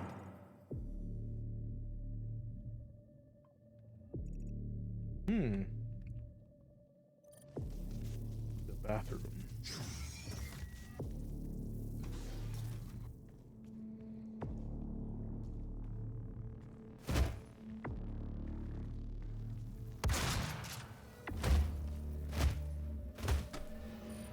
Thought that was something.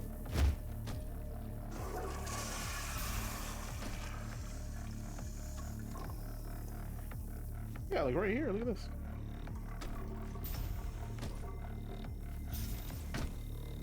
Secrets. But this guy died in like the ducks. That sucks.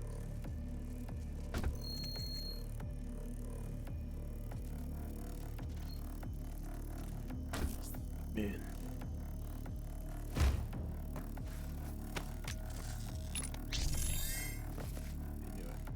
I knew it, boys.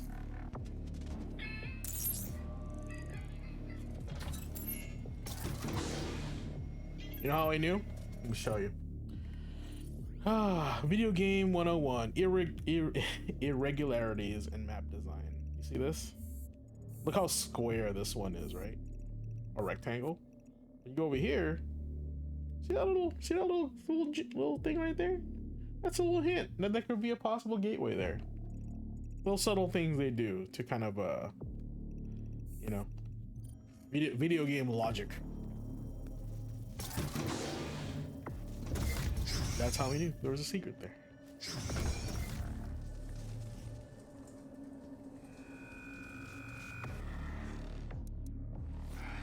Beyond presence and unsafe limit. Lockdown in effect.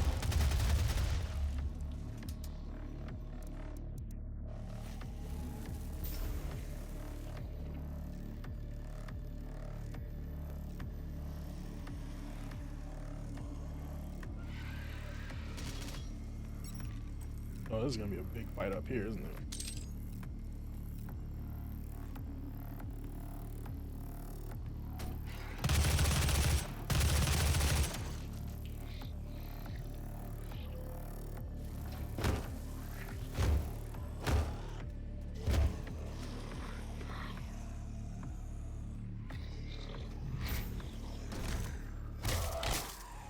In the back.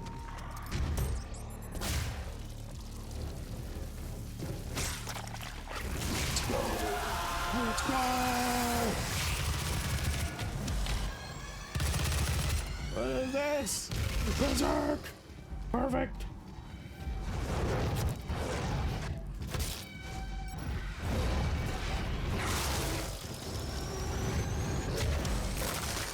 God. Oh god. Oh god.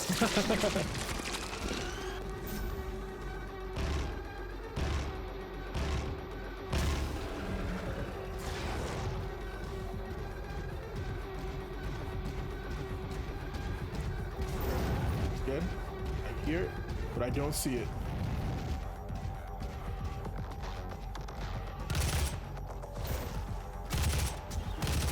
Scratch. Come here.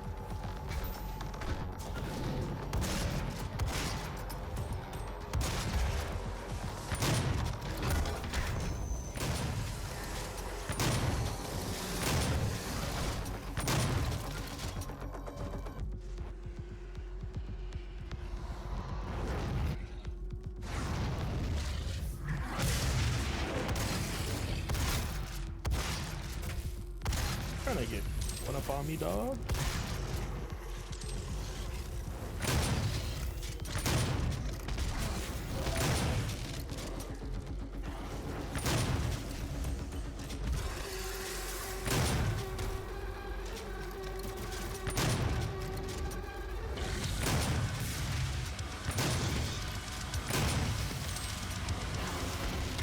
The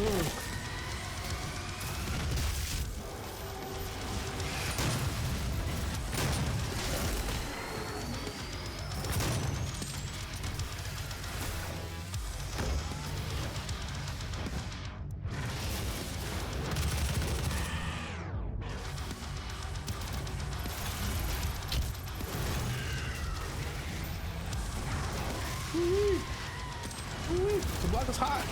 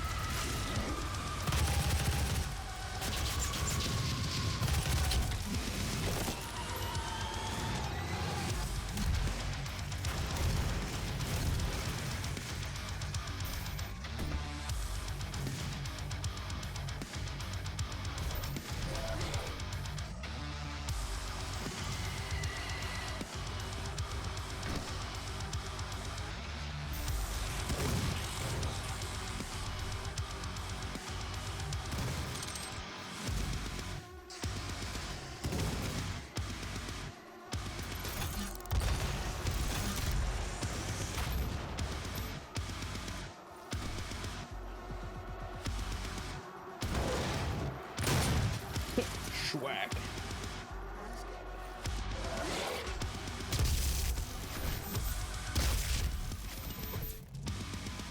Demonic presence eliminated. Lockdown That was fire. disengaged. That was awesome.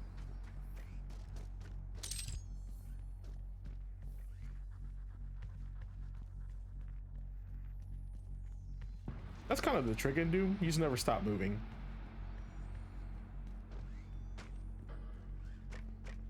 Just kind of keep going. Keep running, running, and running, running.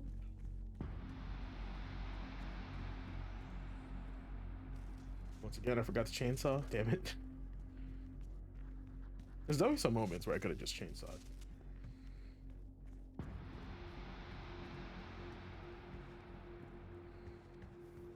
We got all the bullets.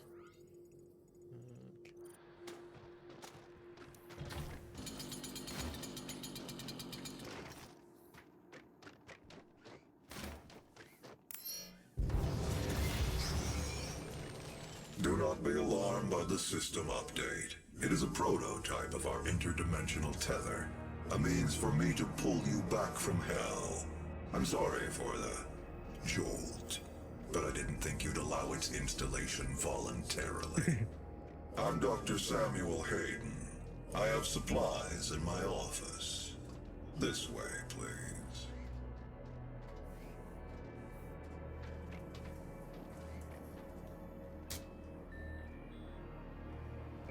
Nope. I'm not allowed to blast in here. Welcome, Dr. Hayden.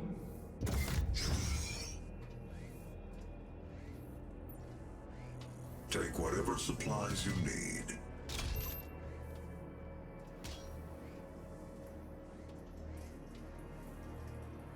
Ooh, the Doom Sword. The destruction of the Argent Tower is devastating, but I am committed to helping you close the portal.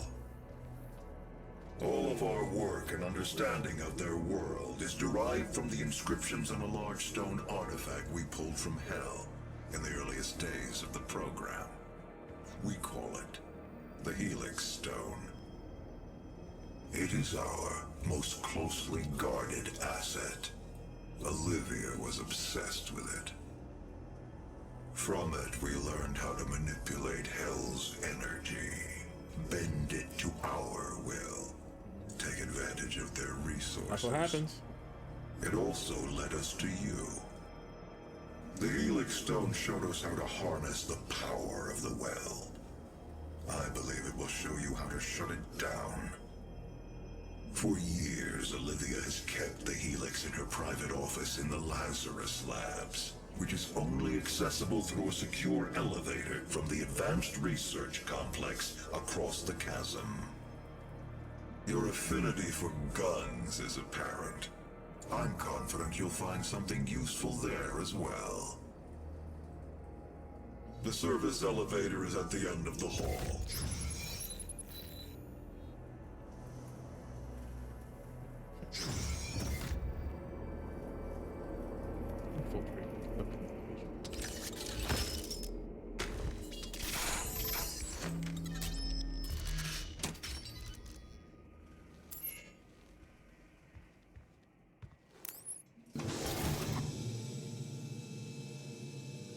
We just doom slaying up in here.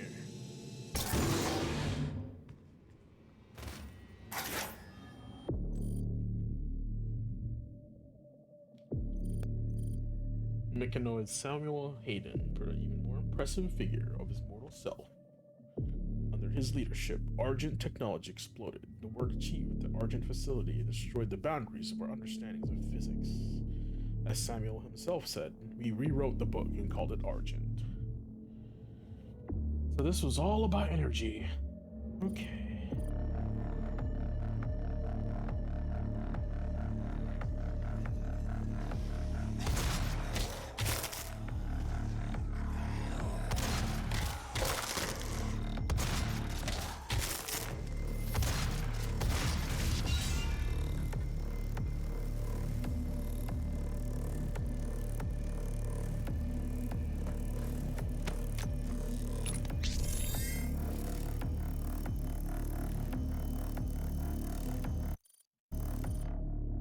Two? I thought we got 3 already.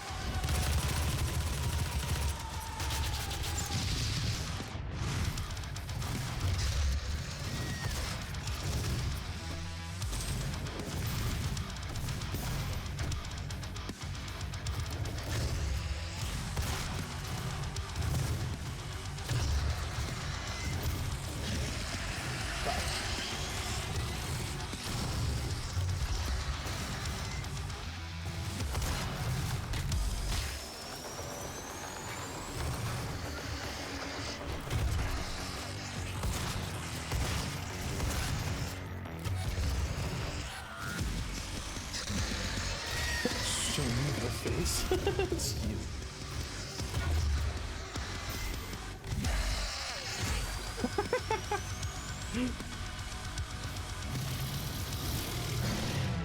boy.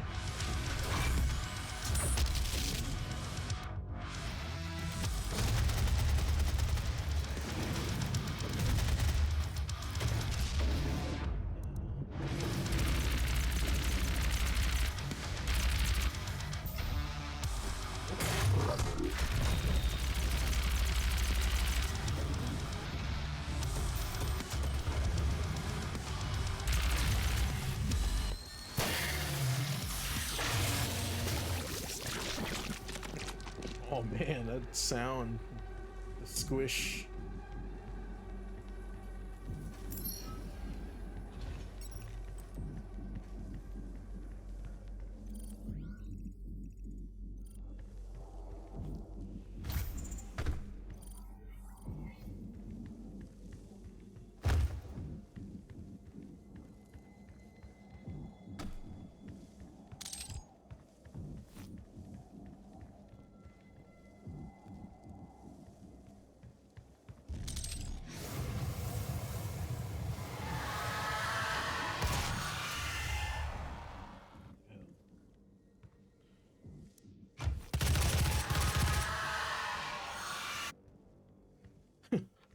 Okay. That's kind of wild.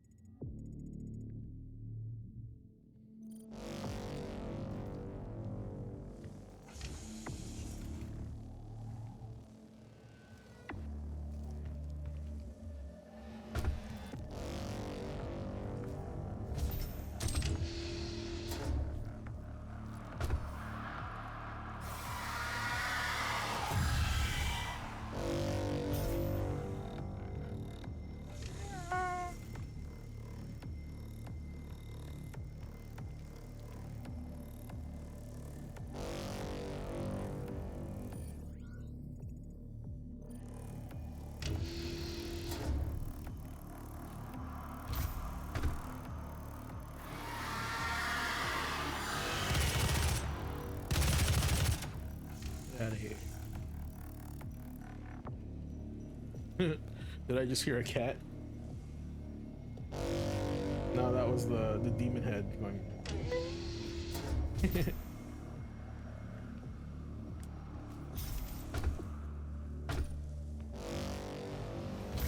There's an Argent thing here. I just saw it.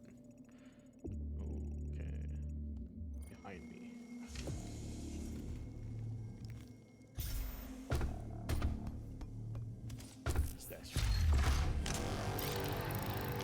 We want all of these.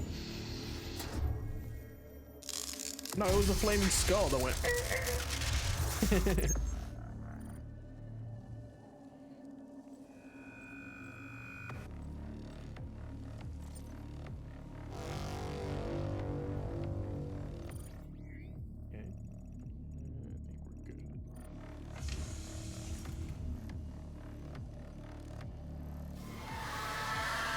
Yeah, that.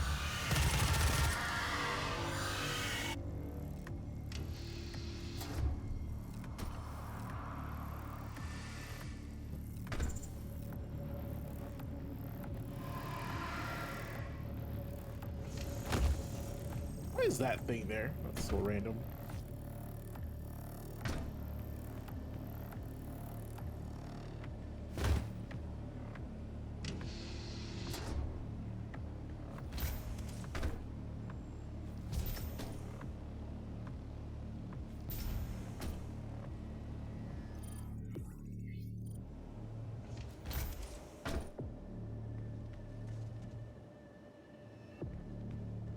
Oh.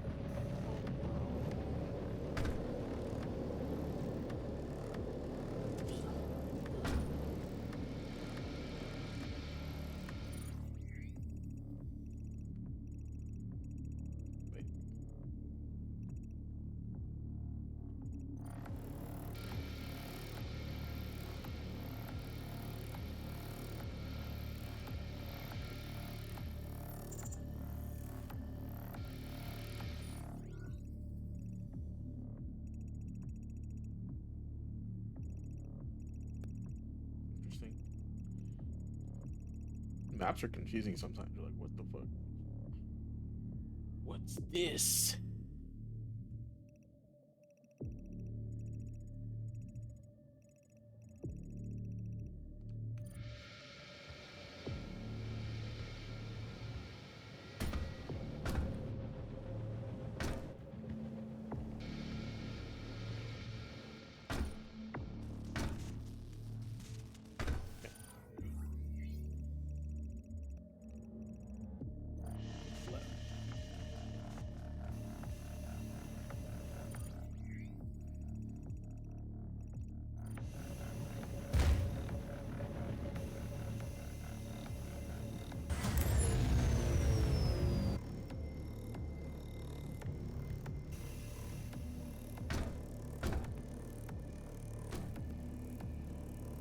This is what I'm talking about right here.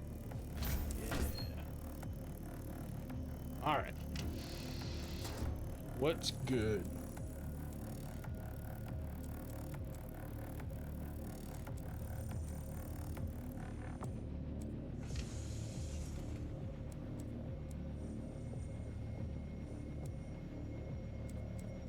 You can get both. Hold the weapon mod button. L2 to transfer the weapon. It will spell if it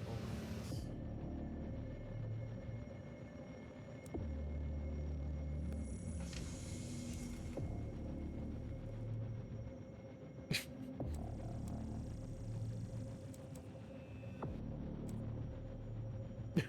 Wow. I feel like zooming in doesn't really matter in this game.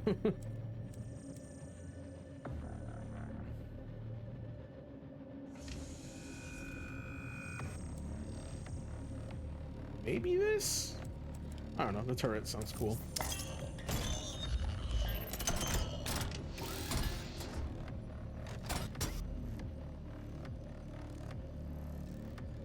Oh, it's so cool. What the fuck?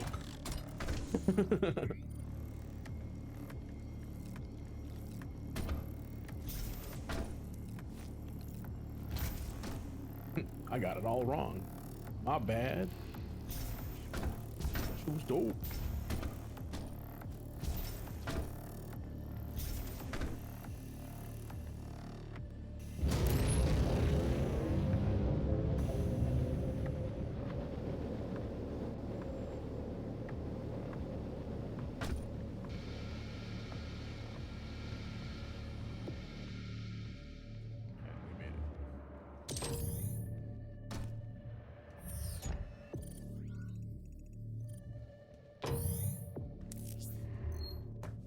This is a secret? How is this a secret? It's just a door.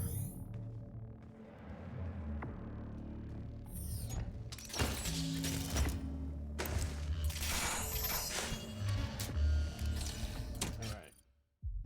Loaded. Collectible. Lore. About to get into it right now.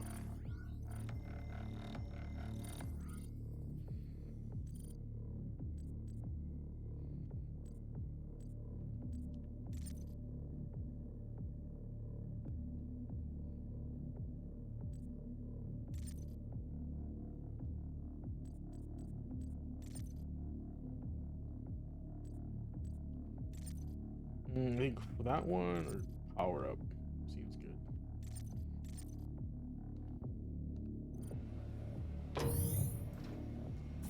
Demonic presence at unsafe mode. Lockdown in effect.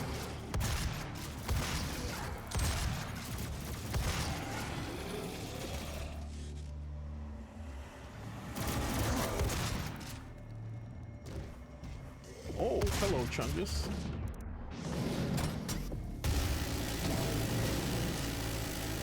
That's way cooler. Demonic presence eliminated. Lockdown disengaged.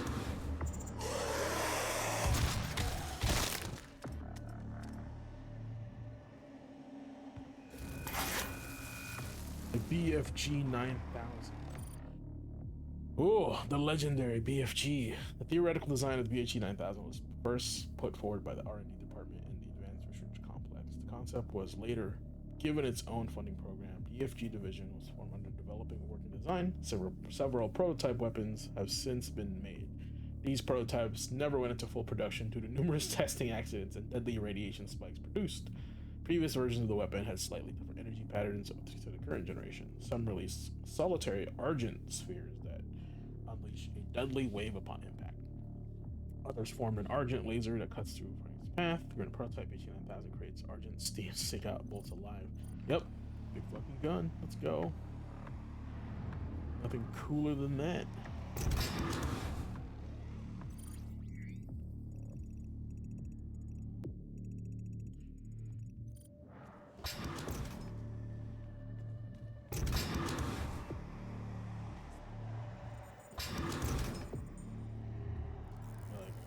Observing it. The BFG.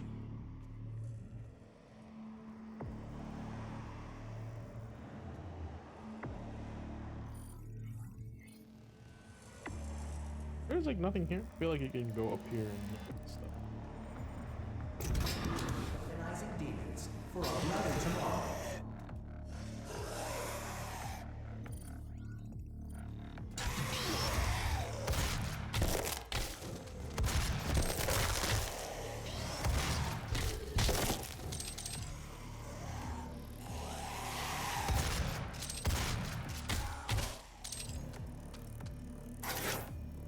More BFG. BFG 3. Witness to BFG 9000. What greater triumph for the glory of the Ascension could there be than an entirely new type of weapon? That's what I feel like it should sound like.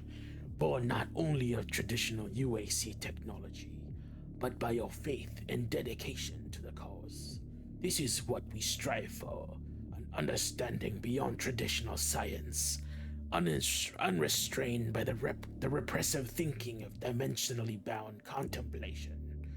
Only through our use of Seth can the power of such a mighty weapon be realized. Such a weapon requires not only science, but belief.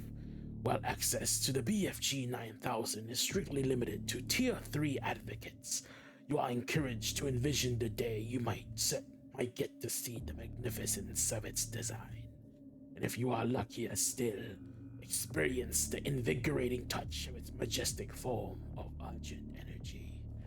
That's what it sounds like. Sounds like, it kind of sounds like Cobra Commander, not gonna lie. Get the Joes. That's what he was saying. Get the Joes. Why are you not? He always had this like snaky voice, which makes sense. Why am I here?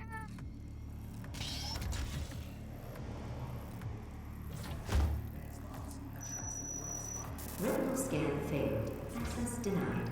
Yellow security clearance required.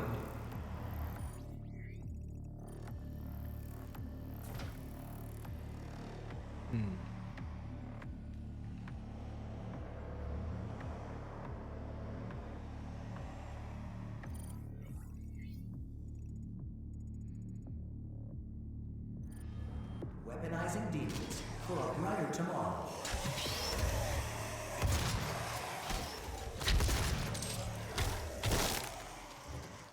Wasn't I just in here?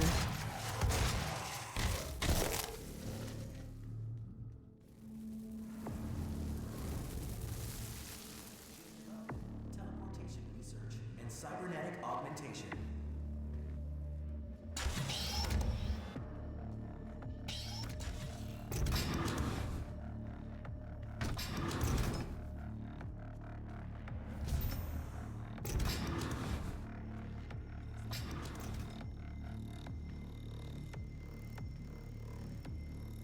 When I ask again nicely. Retinal scan failed. Access denied. Yellow security clearance required.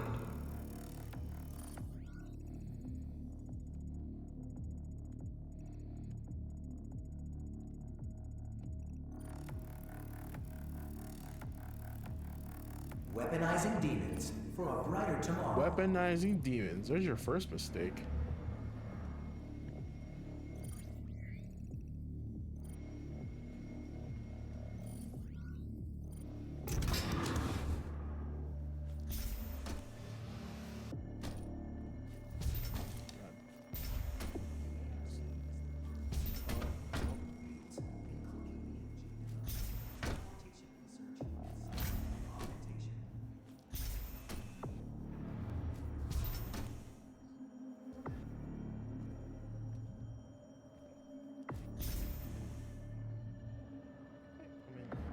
Oh,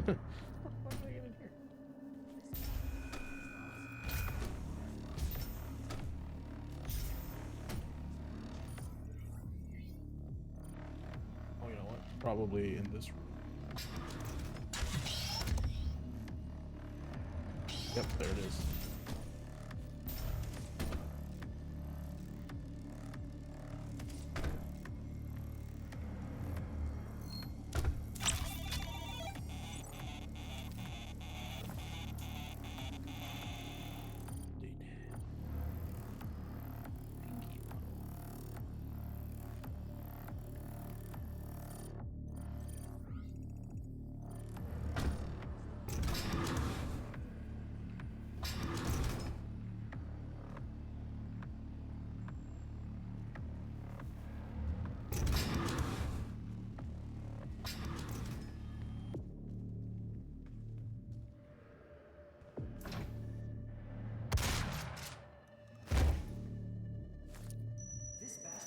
Retinal scan failed. Access denied.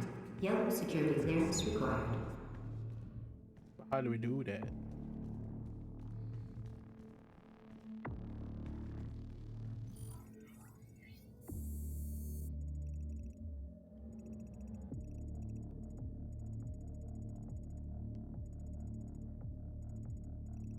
It's all the way down there.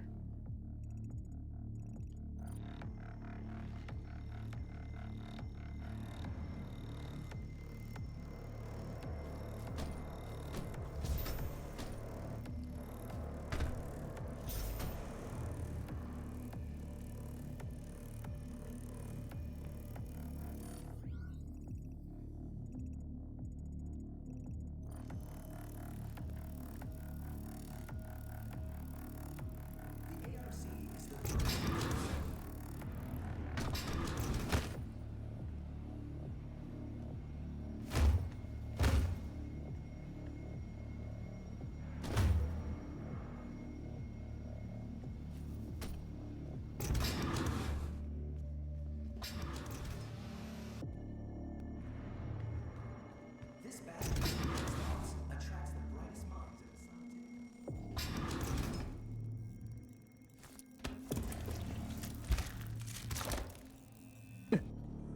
Upper torso acquired.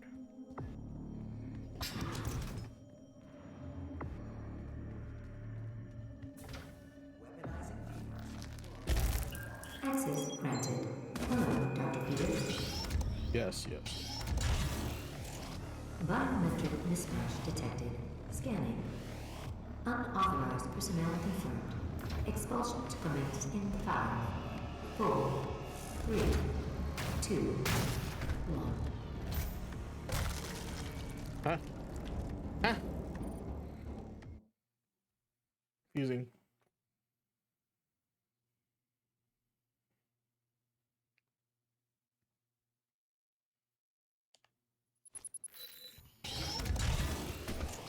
Biometric mismatch detected.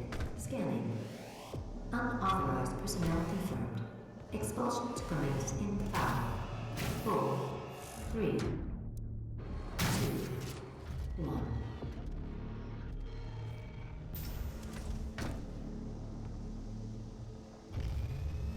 Activating laser security system.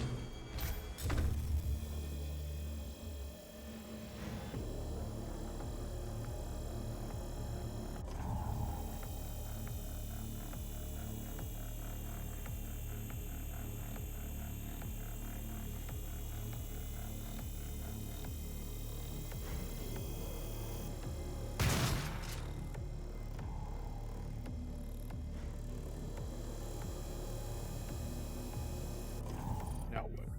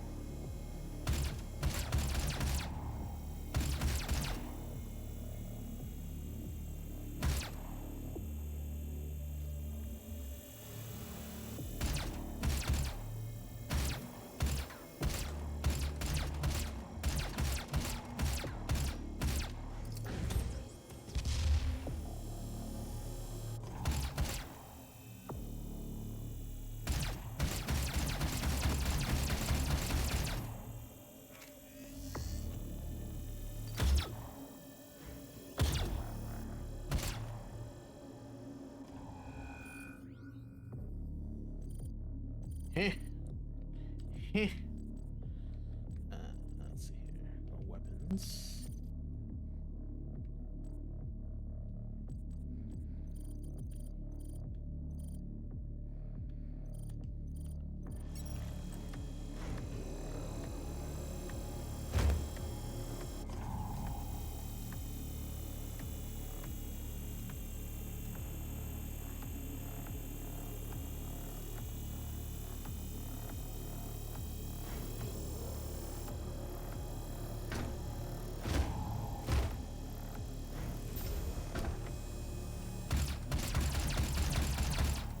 I don't get it.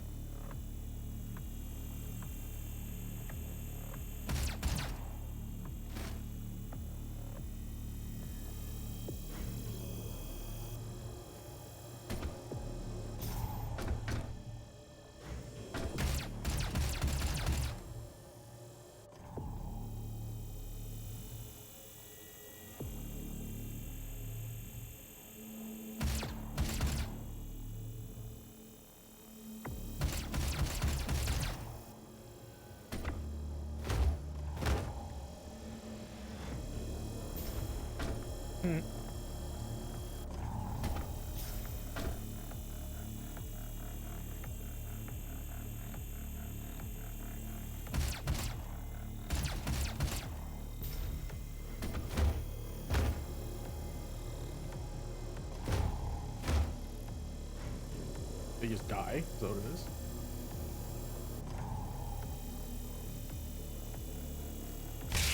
Yeah. My helmet. Oh, that's cool. Objective unclear.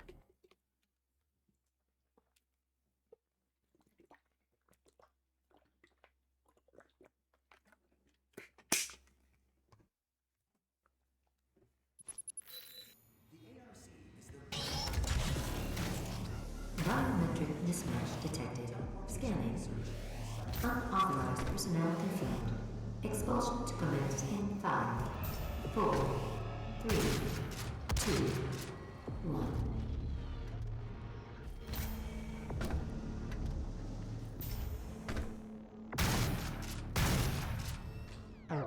Activating laser security system.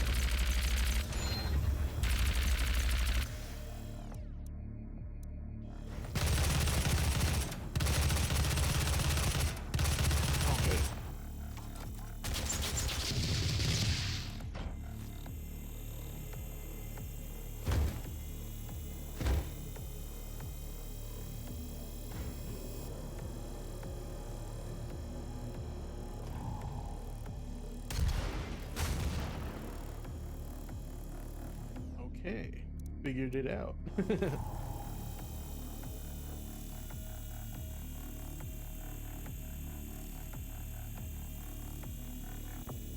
Red light's bad.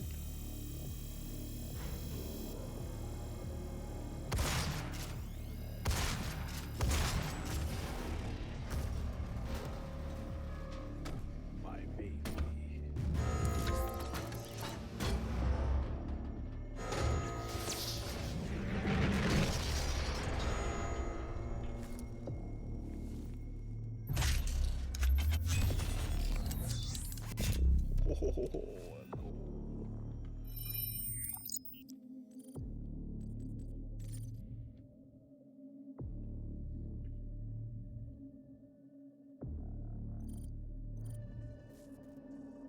Three bullets. All personnel, please proceed to the Lazarus elevator.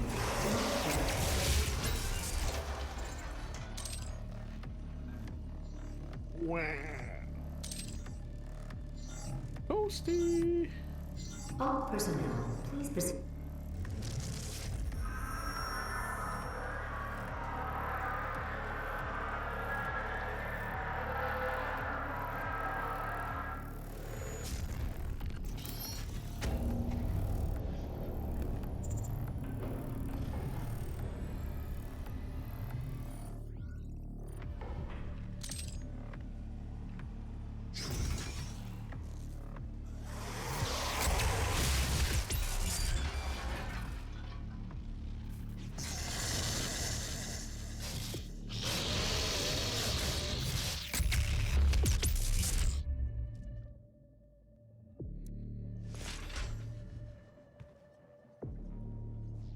Oh, yes.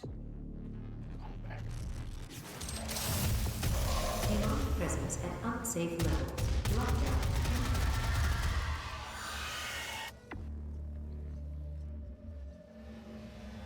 This. Oh.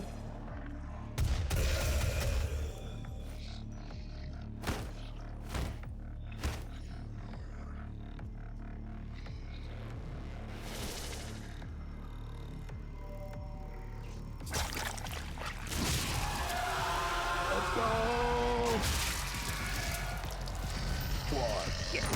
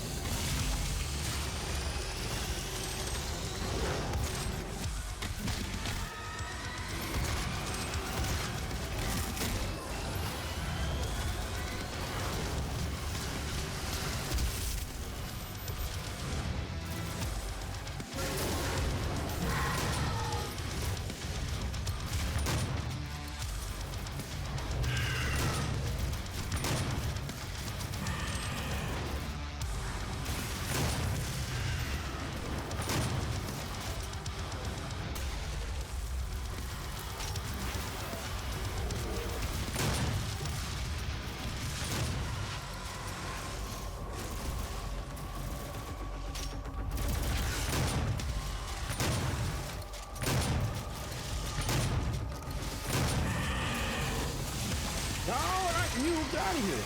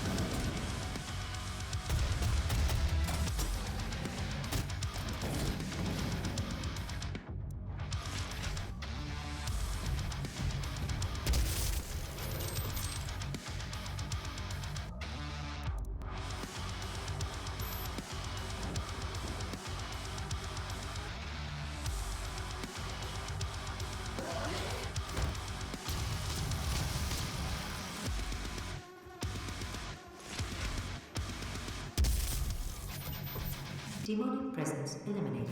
Lockdown disengaged. That guy was late, dude. Alert. Lazarus service elevator now arrived.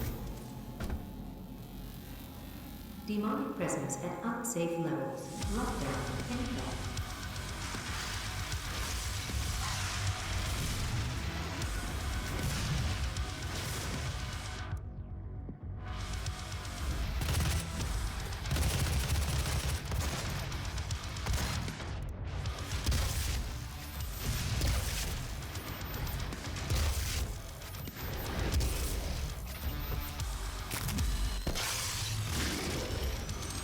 Punch him in the face!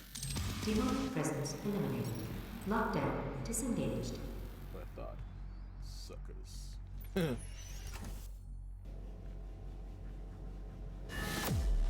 They only get to use the BFG like twice. That sucks.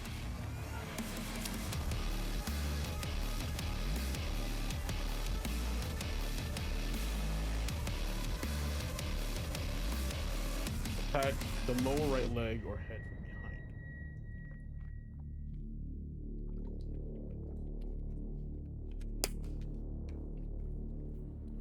I didn't find any room trials.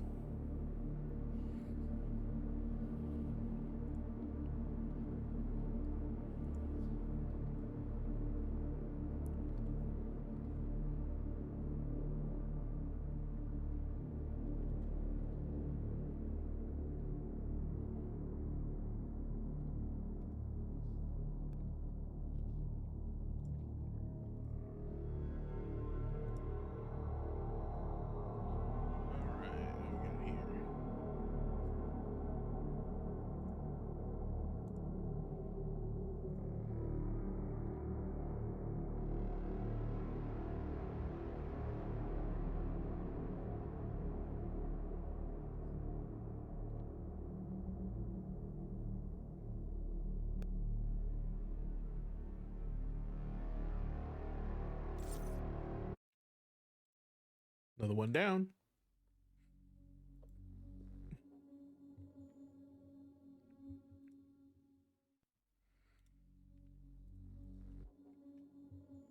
Lazarus slabs.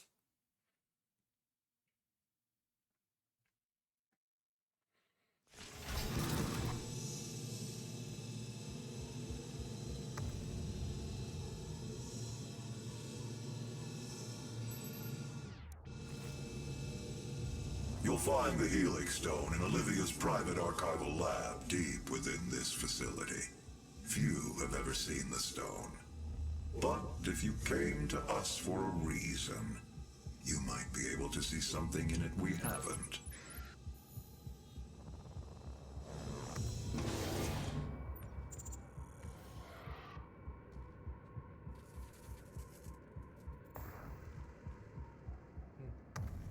Very interesting.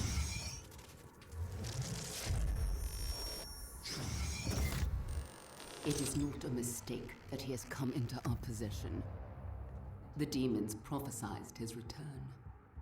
If he awakes, it could jeopardize the entire mission, for he is the only one who can stand against them. Mm-hmm. That's me.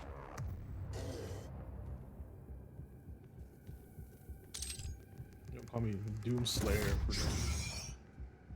Attention to all Lazarus personnel. There will be an open forum to resolve any questions or concerns on the initiative to weaponize the demons. Report to the chapel at 1400 hours. Please save your word before attending. Interesting.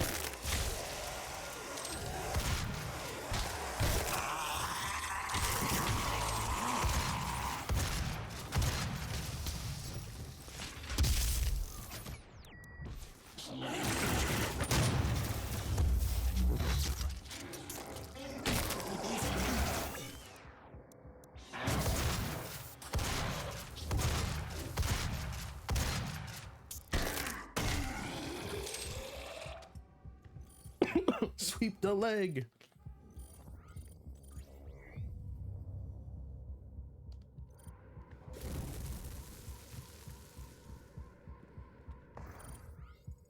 Is below? What is below?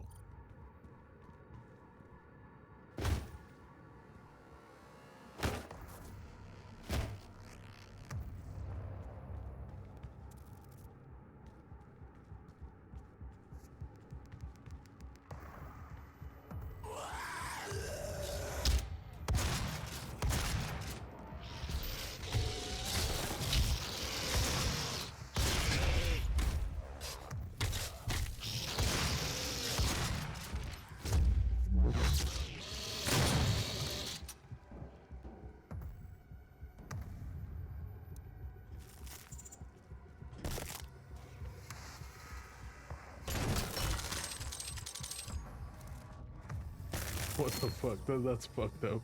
The noise it makes. Oh.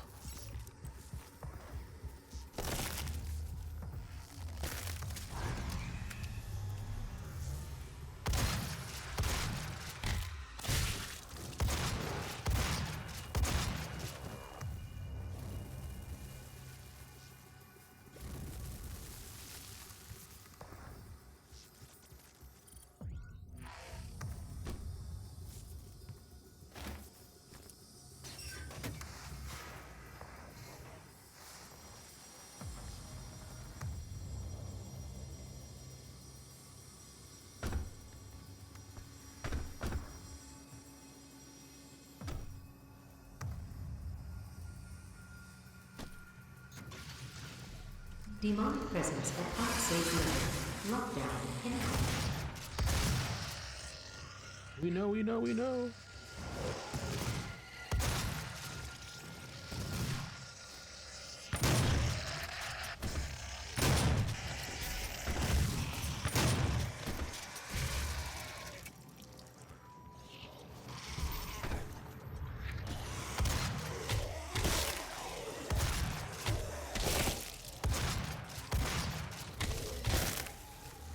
Did I do 5 already? No, only 2. What the hell?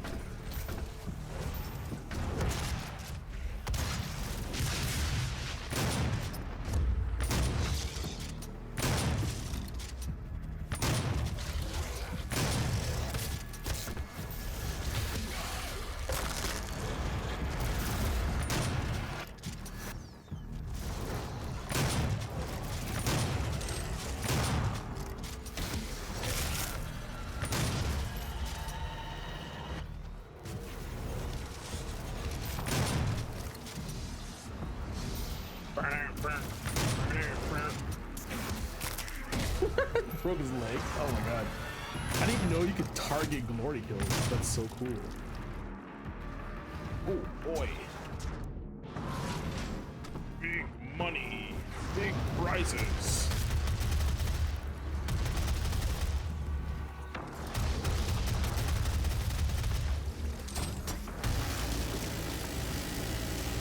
Ooh, feels good.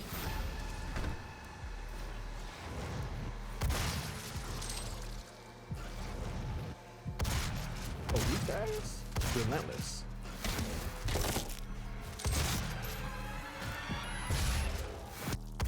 Demonic presence eliminated. Lockdown disengaged. I forgot to grab that upgrade. I always forget. Dang it. Dang it, I suck at this game. I'm terrible.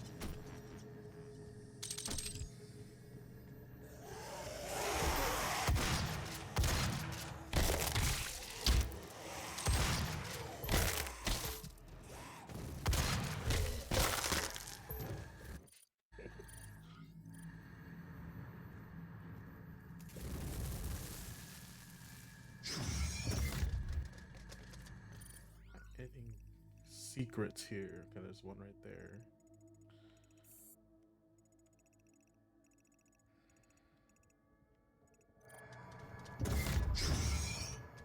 Volunteers are currently needed for the UAC's exciting new revenue research program.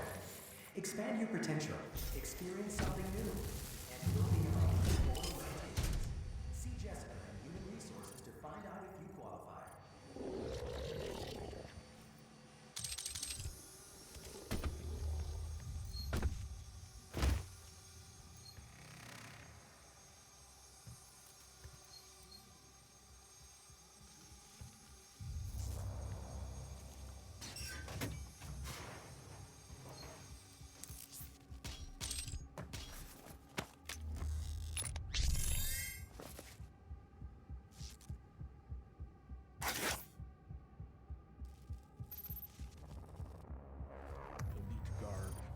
They're all just dead. Employees advised to comply with any orders received from the elite guard. Jurisdiction is absolute.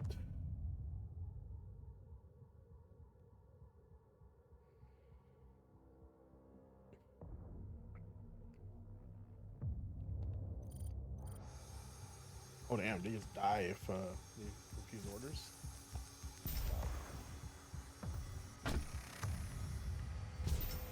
Olivia activated the Hell Wave from somewhere inside this facility. I did hope she could rise above their influence. I was wrong. She proved to be weaker than I thought she'd be.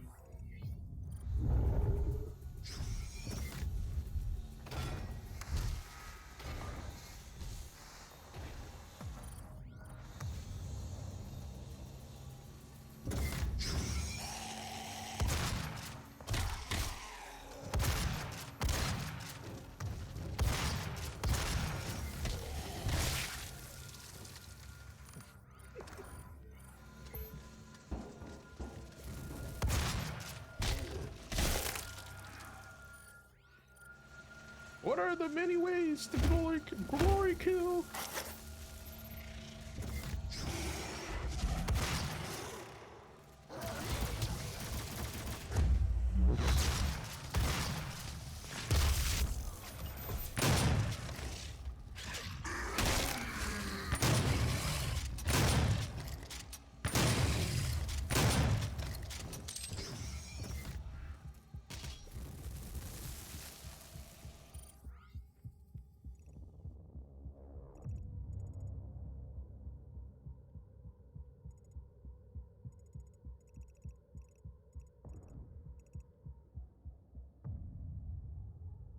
How the fuck did I miss that?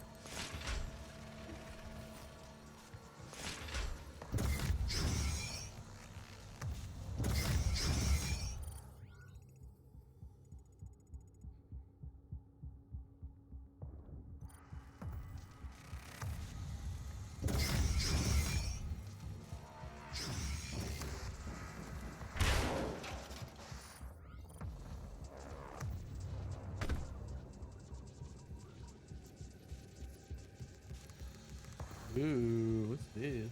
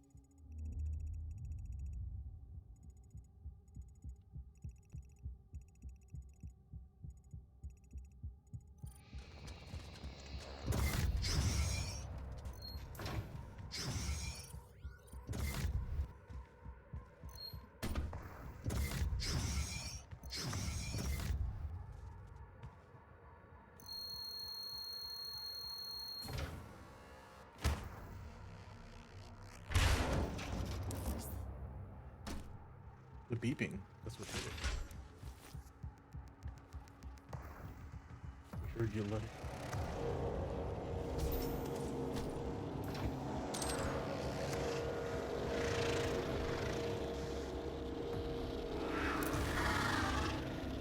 Get richer. I don't know.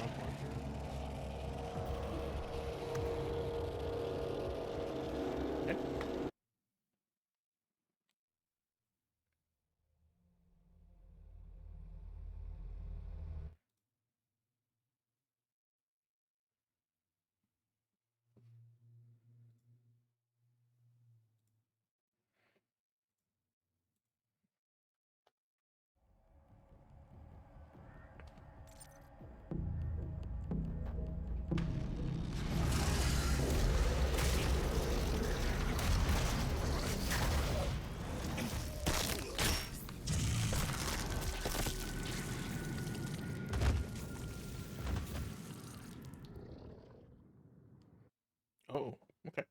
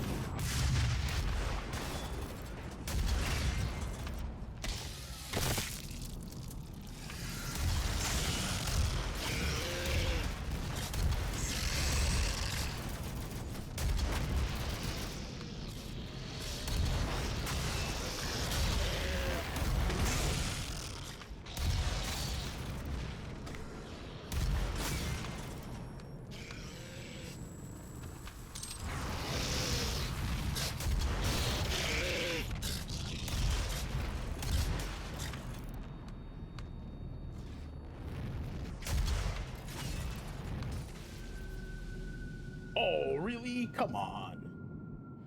Come on. We're almost there.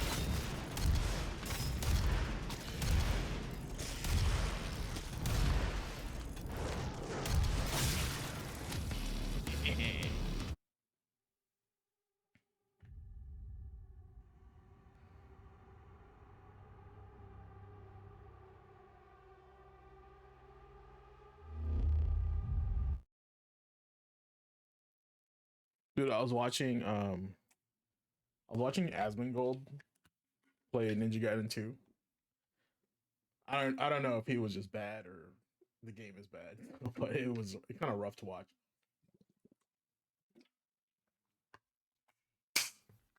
But what's important is he liked the game.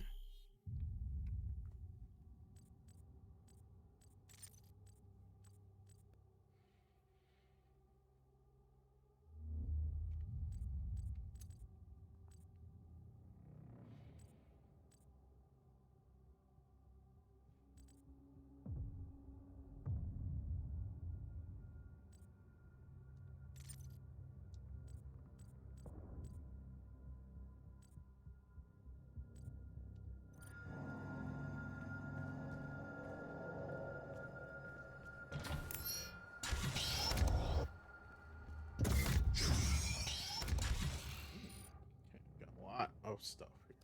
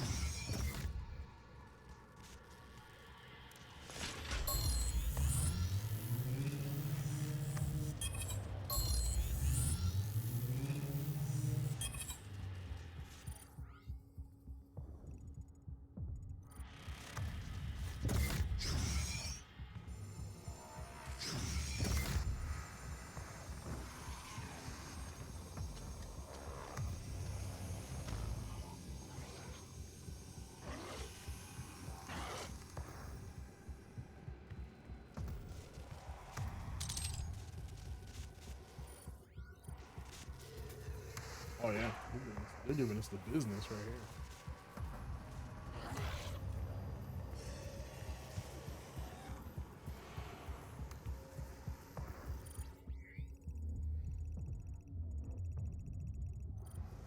Let's rock. Demonic presence at unsafe level. Lockdown.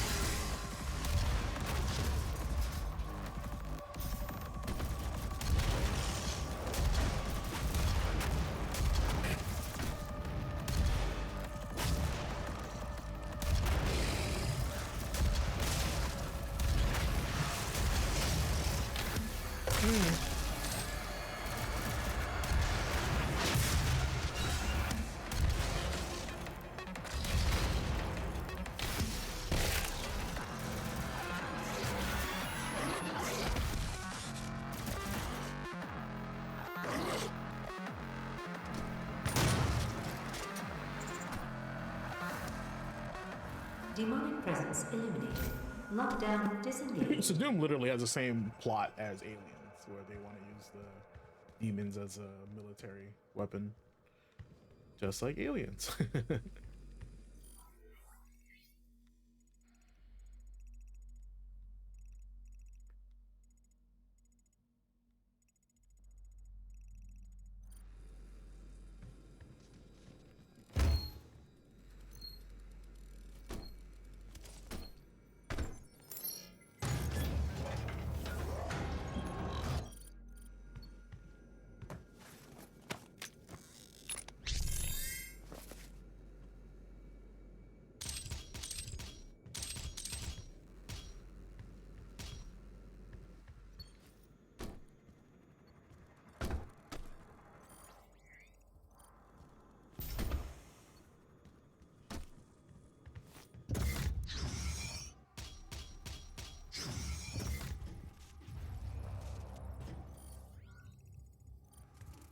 Follow the trail.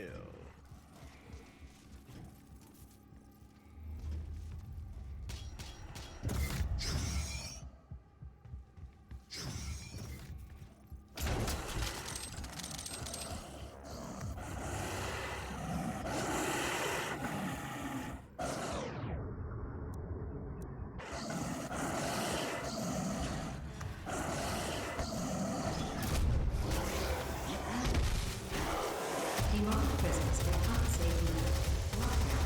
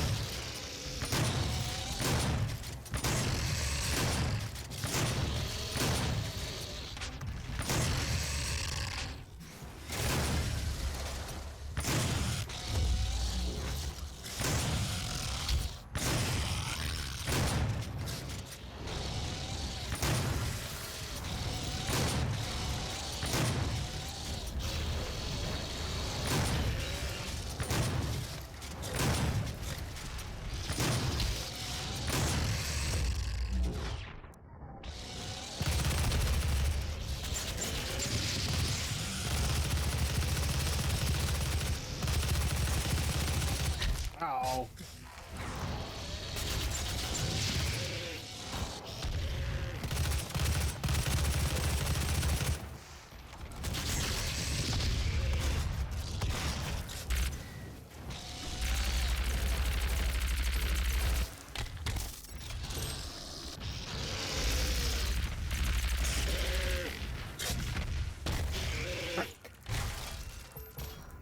Demonic presence eliminated. Lockdown disengaged. This gun is very underwhelming. It just sounds like it's just vomiting. Literally, that's what it sounds like.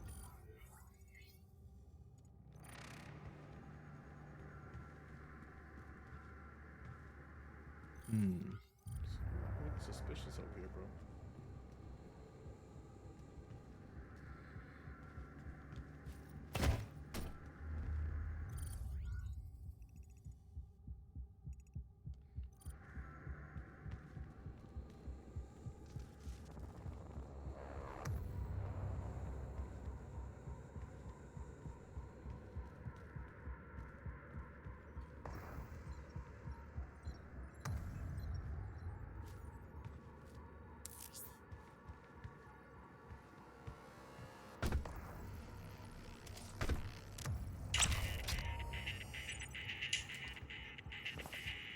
Told sussy, sussy, bussy.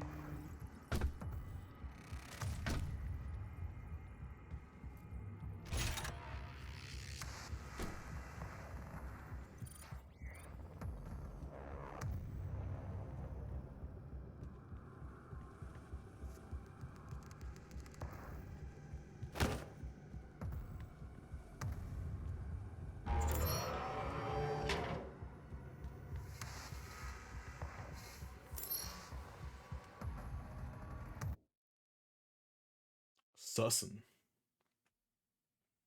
Cutscene.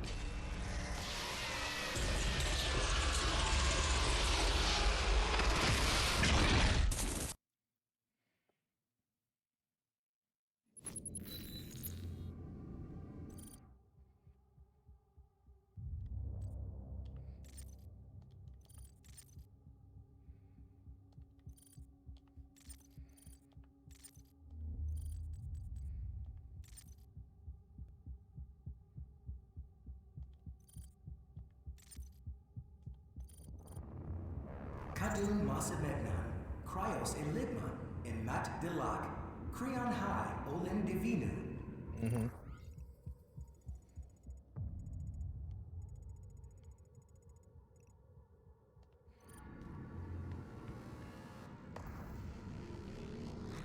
Stone.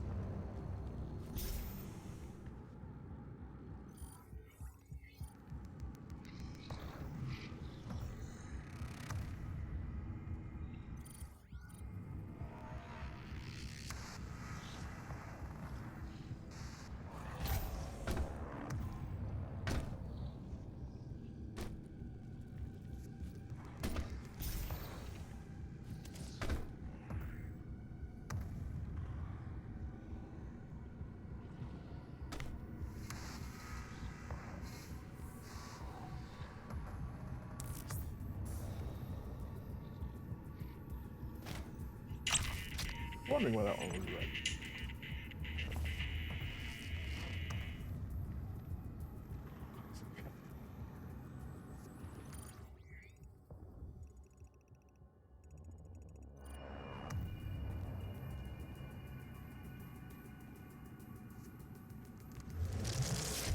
You should not have allowed his location to be discovered. You have failed us. It was not me. It was Samuel. He led them to his tomb. Please, we can overcome this. I promise. The gate will be opened as planned.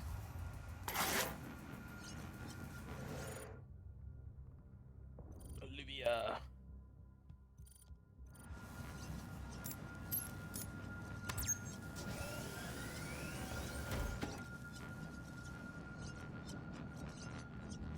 Ugh. He is psychopathic, but like, oh, they found the suit, and I was inside here. Neat.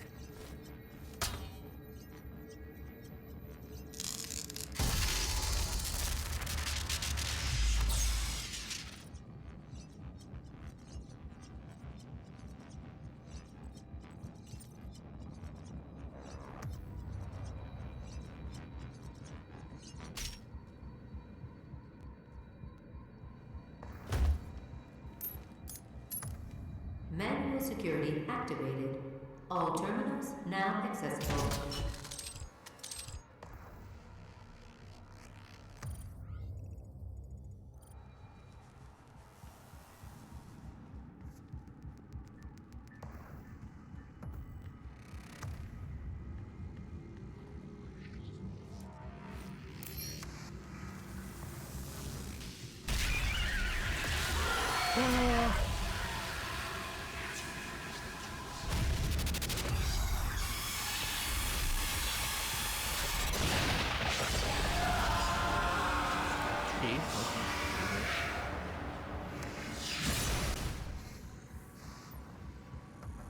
The Crucible. That's what she was looking for. Vega, did you get the location? Yes. It is located in an uncharted region of the Titan's realm, but we'll need to rupture another Argent accumulator to create the portal. The only accumulator in this sector is in specimen CD 587. You're going to have to remove it. Once you've extracted the accumulator, it will become unstable. The ruptured casing should cause a rift strong enough to send you back to their world. We can determine your point of entry using the tether system I uploaded to your suit. Retrieving the Crucible is critical. Without it, we have no way of shutting down the well and closing the Hell portal here on Mars. Demonic presence of unsafe level. Lockdown in effect.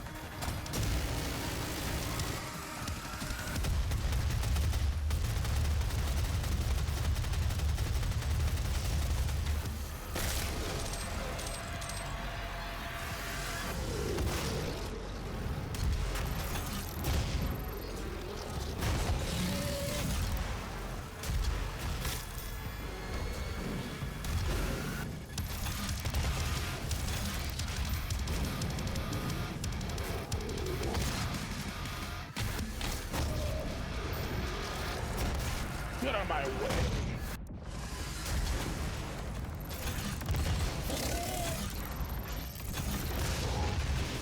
Can he protect the president kind of deal?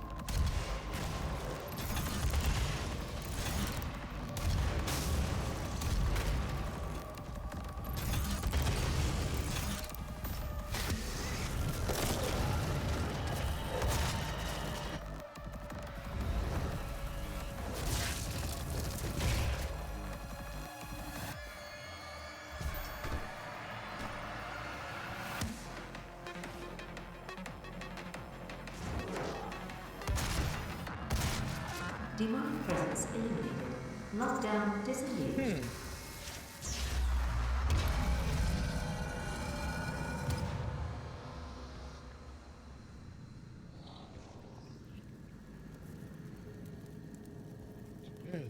We're over here. Back to the office. It's closed now? Oh, yeah, it's closed. All good. Bro, got the Helix Stone. Yeah, I just got here. Kind of disappointed. I only got the BFG for like 3 seconds, but still cool that we were able to use it.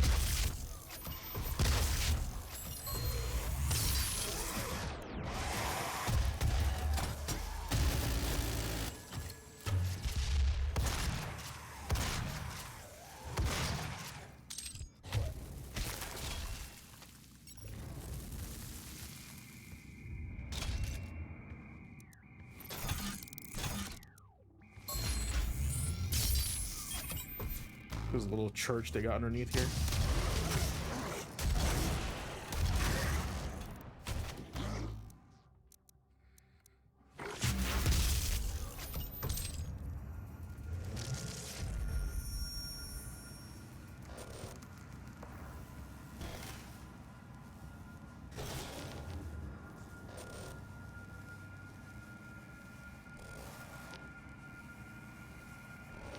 Okay, we get it. You're crazy.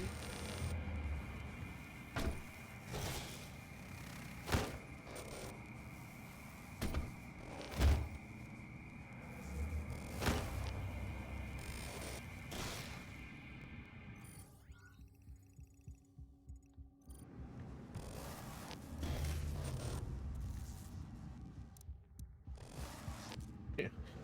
This place is very cheery.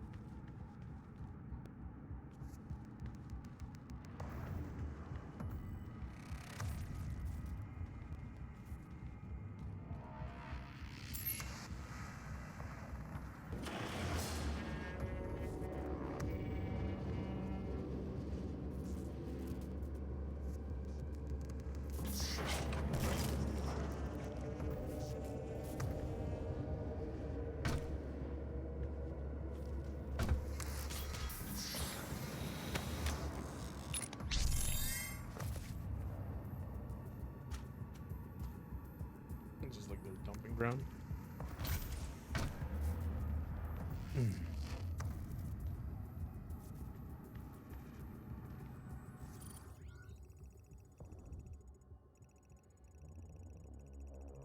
There's more.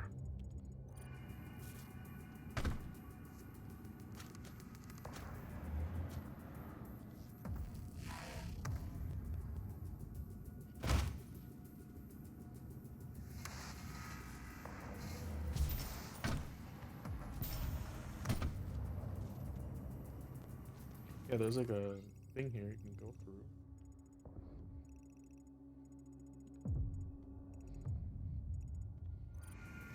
It's probably up above.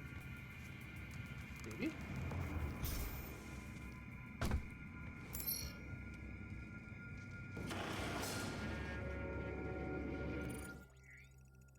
No, there's like some more below there, see?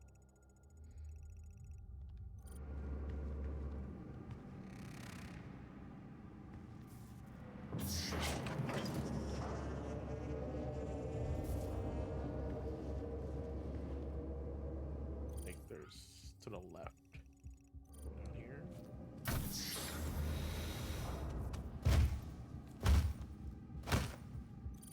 See him staring at it.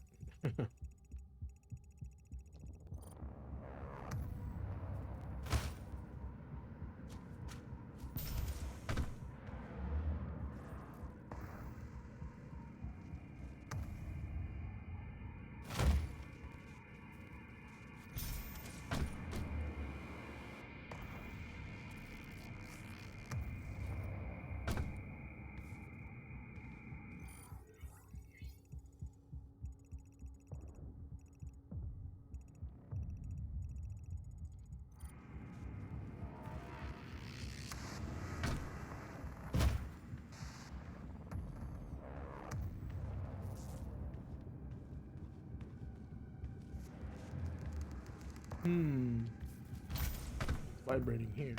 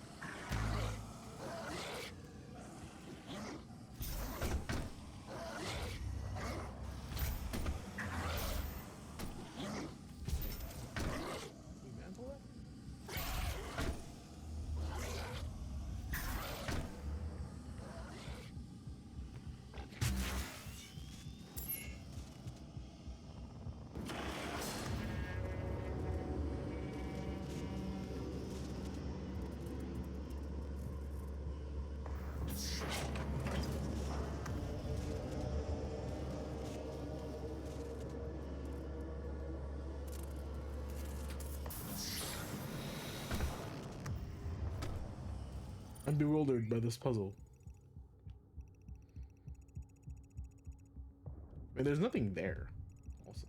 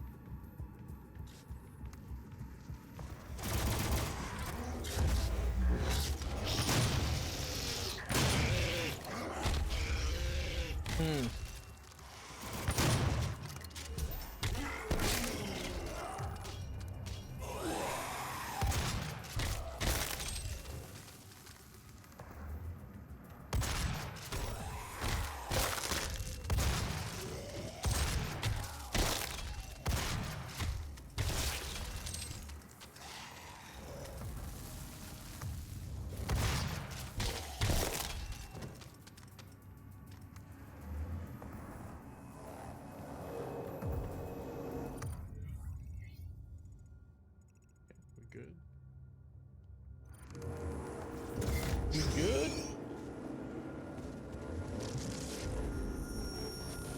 Lazarus Wave at full charge, ready for activation. This hellwave will redirect the course of mankind. On this day, we make our contribution to their cause. Our salvation lies with them. I pulled you from that tomb in the Cadinger Sanctum for this reason. I know she was weak. Our work doesn't come without risks, and I released you from your prison to help mitigate those risks. I knew that in the event of a catastrophe, you'd be the only thing that could stop them.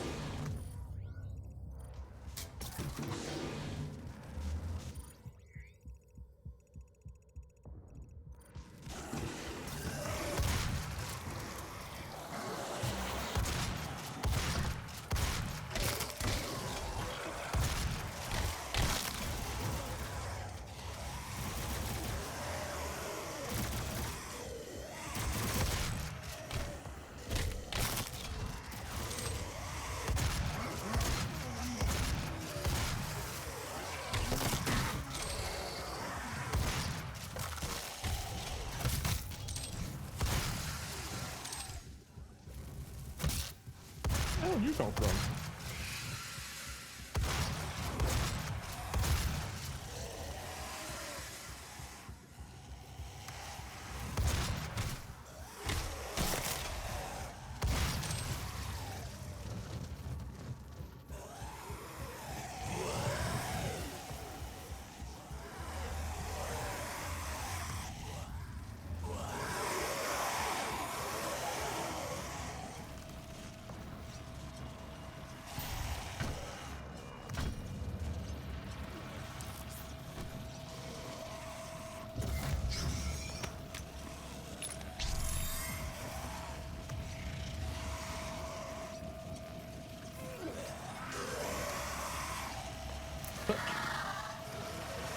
One chance or death.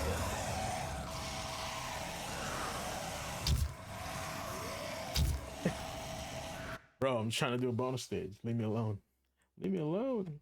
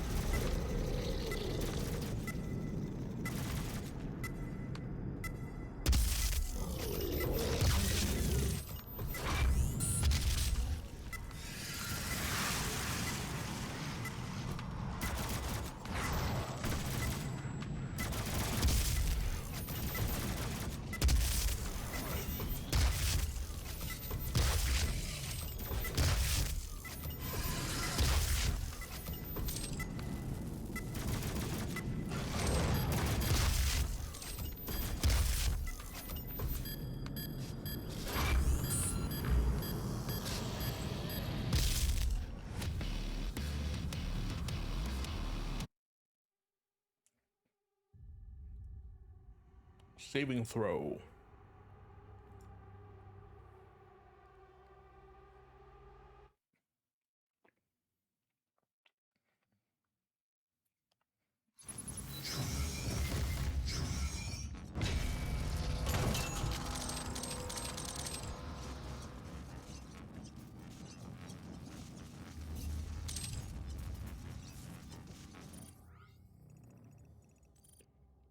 Okay.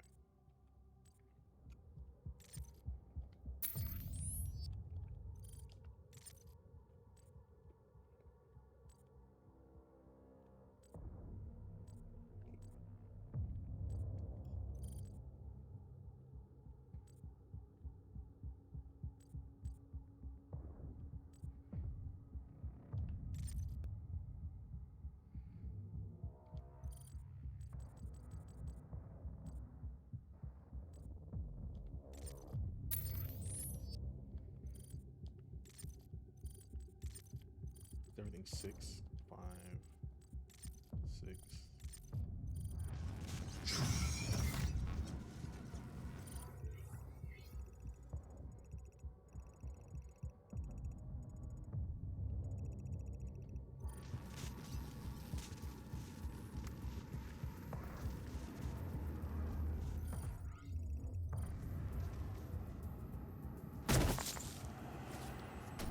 Demonic presence at unsafe levels. Lockdown in effect.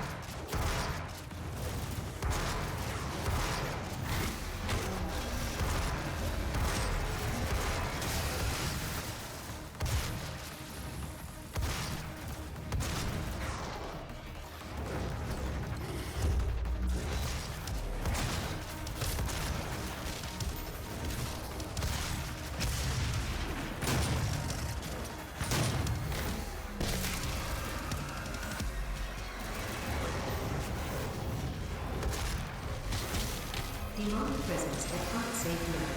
Lockdown in effect.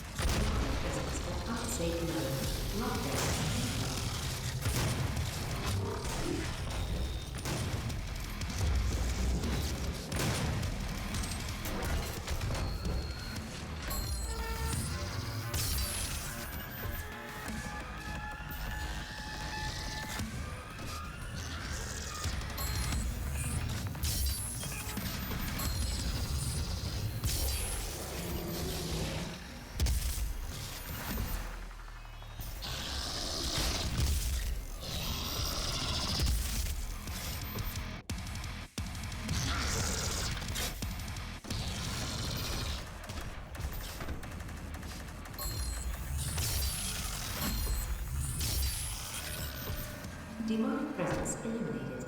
Lockdown disengaged. No sweat. Forgot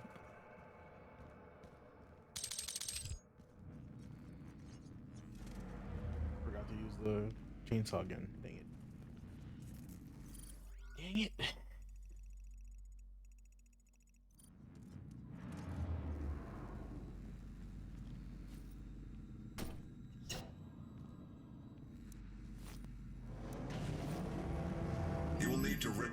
Argent accumulator powering the cyber demon. Destabilizing the core will cause a rift that will send you back to hell. Once the crucible is in your possession, we will pull you out.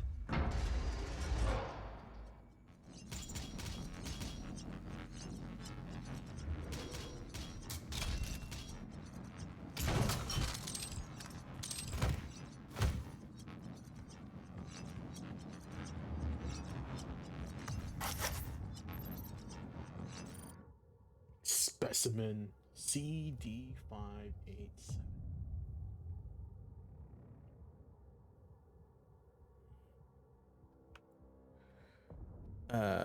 Kept the pet the beast. So this guy was dead and they resurrected it.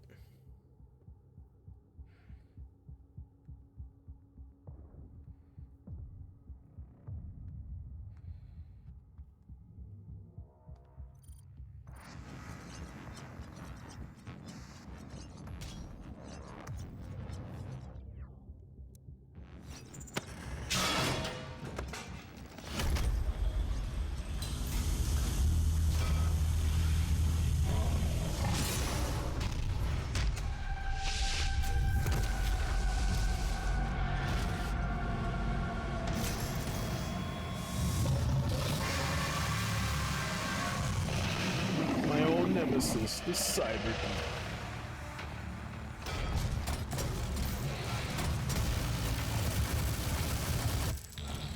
Holy fuck.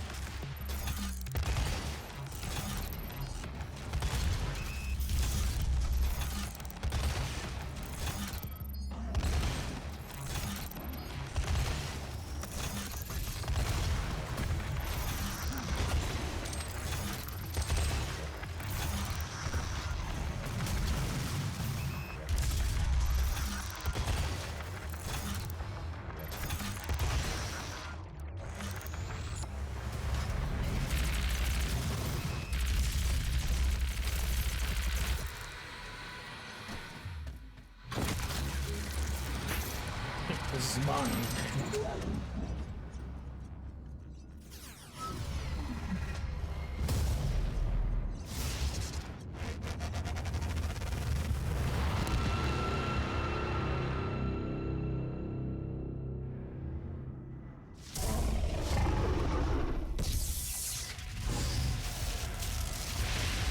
Run back? Hey, Jesus.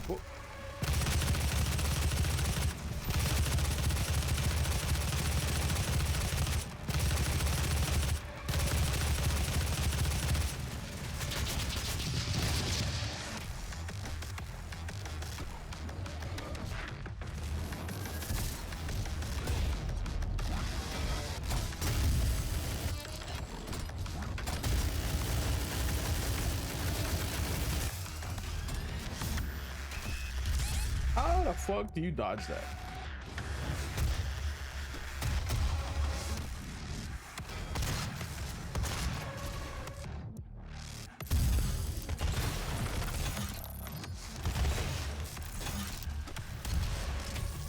How the fuck do you guys the laser?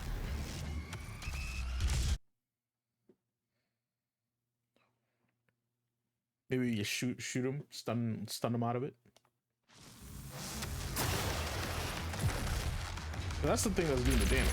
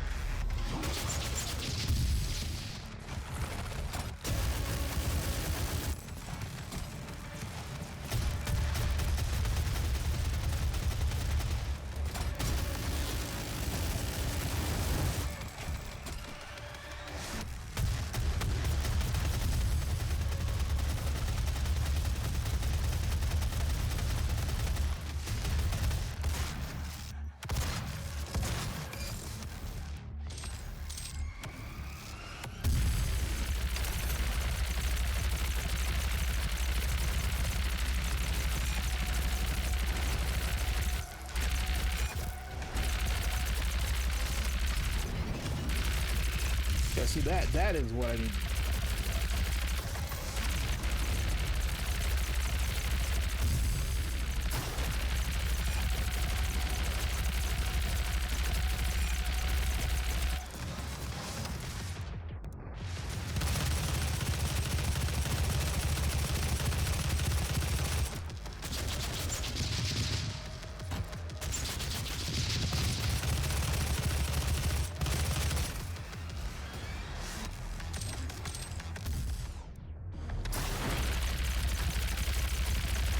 Guy hates plasma rifle, bro.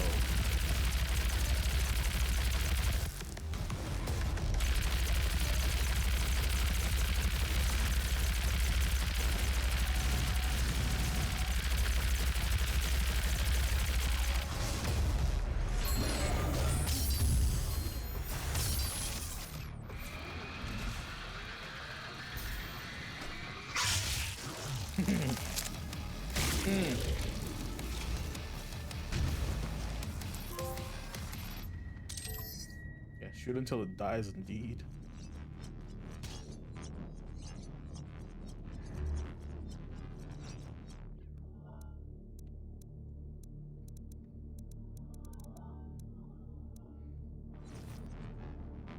Wait, this is BFG bullets. Where's my BFG?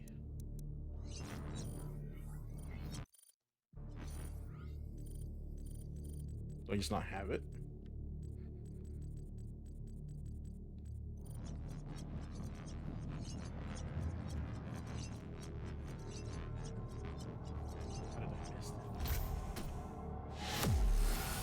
How did I miss that?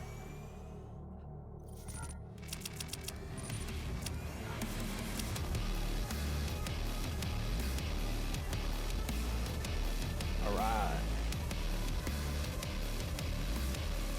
So we got 4 levels left, I think. Let's see. Titan's Realm. Okay, yeah, we got Titan's Realm, Necropolis, Vega processing, and then Argent Dinner.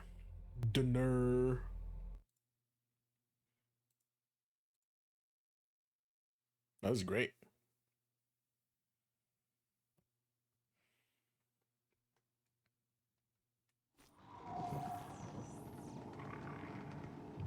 But I am probably gonna hop off.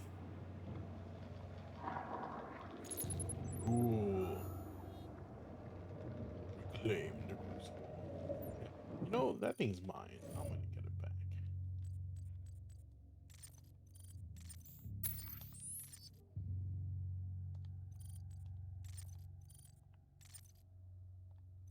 Need one more chip. And then this one.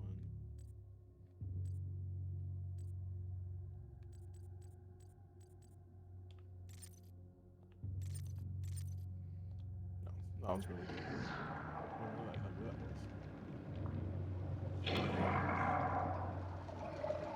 was. Oh, look at this seal. So cool. Okay. All right, I think we're gonna stop there.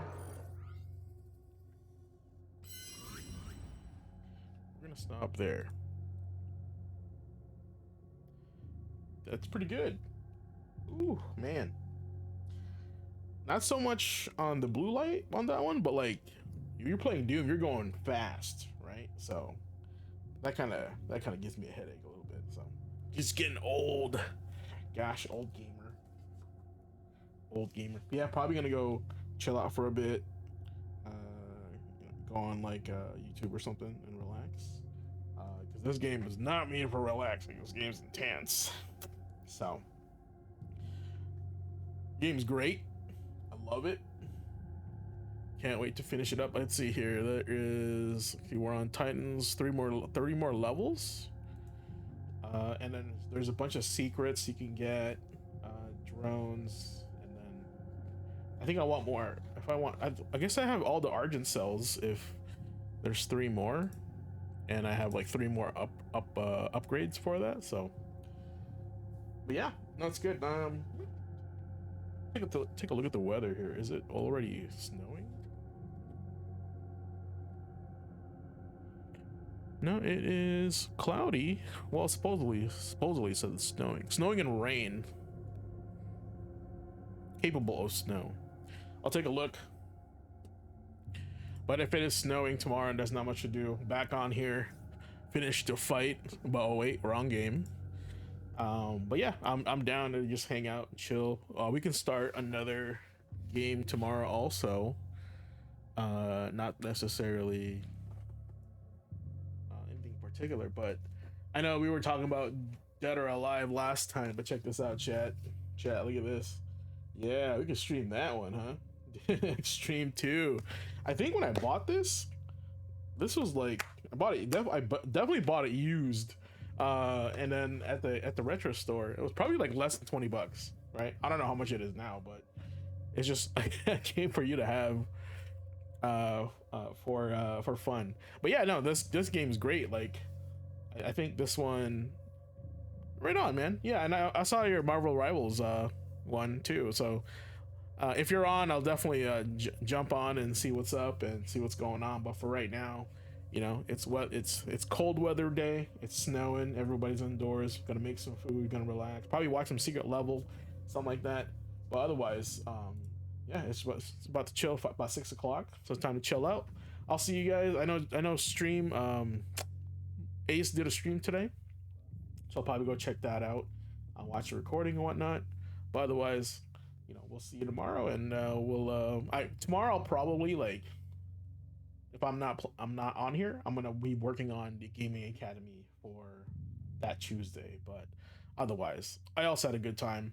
But tonight, chill out, snow day, game on, and yeah, just keep gaming. You know, it's there's a lot of other things that you can get into that are probably more dangerous. So gaming is, I think we're back. And also, and I don't know, Andre, if you watched the first part of the stream, I did talk about Laura. I think her name is Angler? Laura Fryer, and I'll link it right here. So this is her YouTube channel. And she talks about the differences between games executives and developers, and kind of what happened with Suicide Squad and Dragon Age Valguard and stuff like that. Kind of give us a little bit more insight, because she did do Gears of War, and she was also a developer / executive. And I'm glad she's like a person that's kind of on the gamer side, always going to be on the gamer side, which is great. So check that out. I'm probably going to go check out this Doom documentary that Tragic sent me. But other than that, guys, have a great night. Stay warm, stay awesome, and we'll see you next time.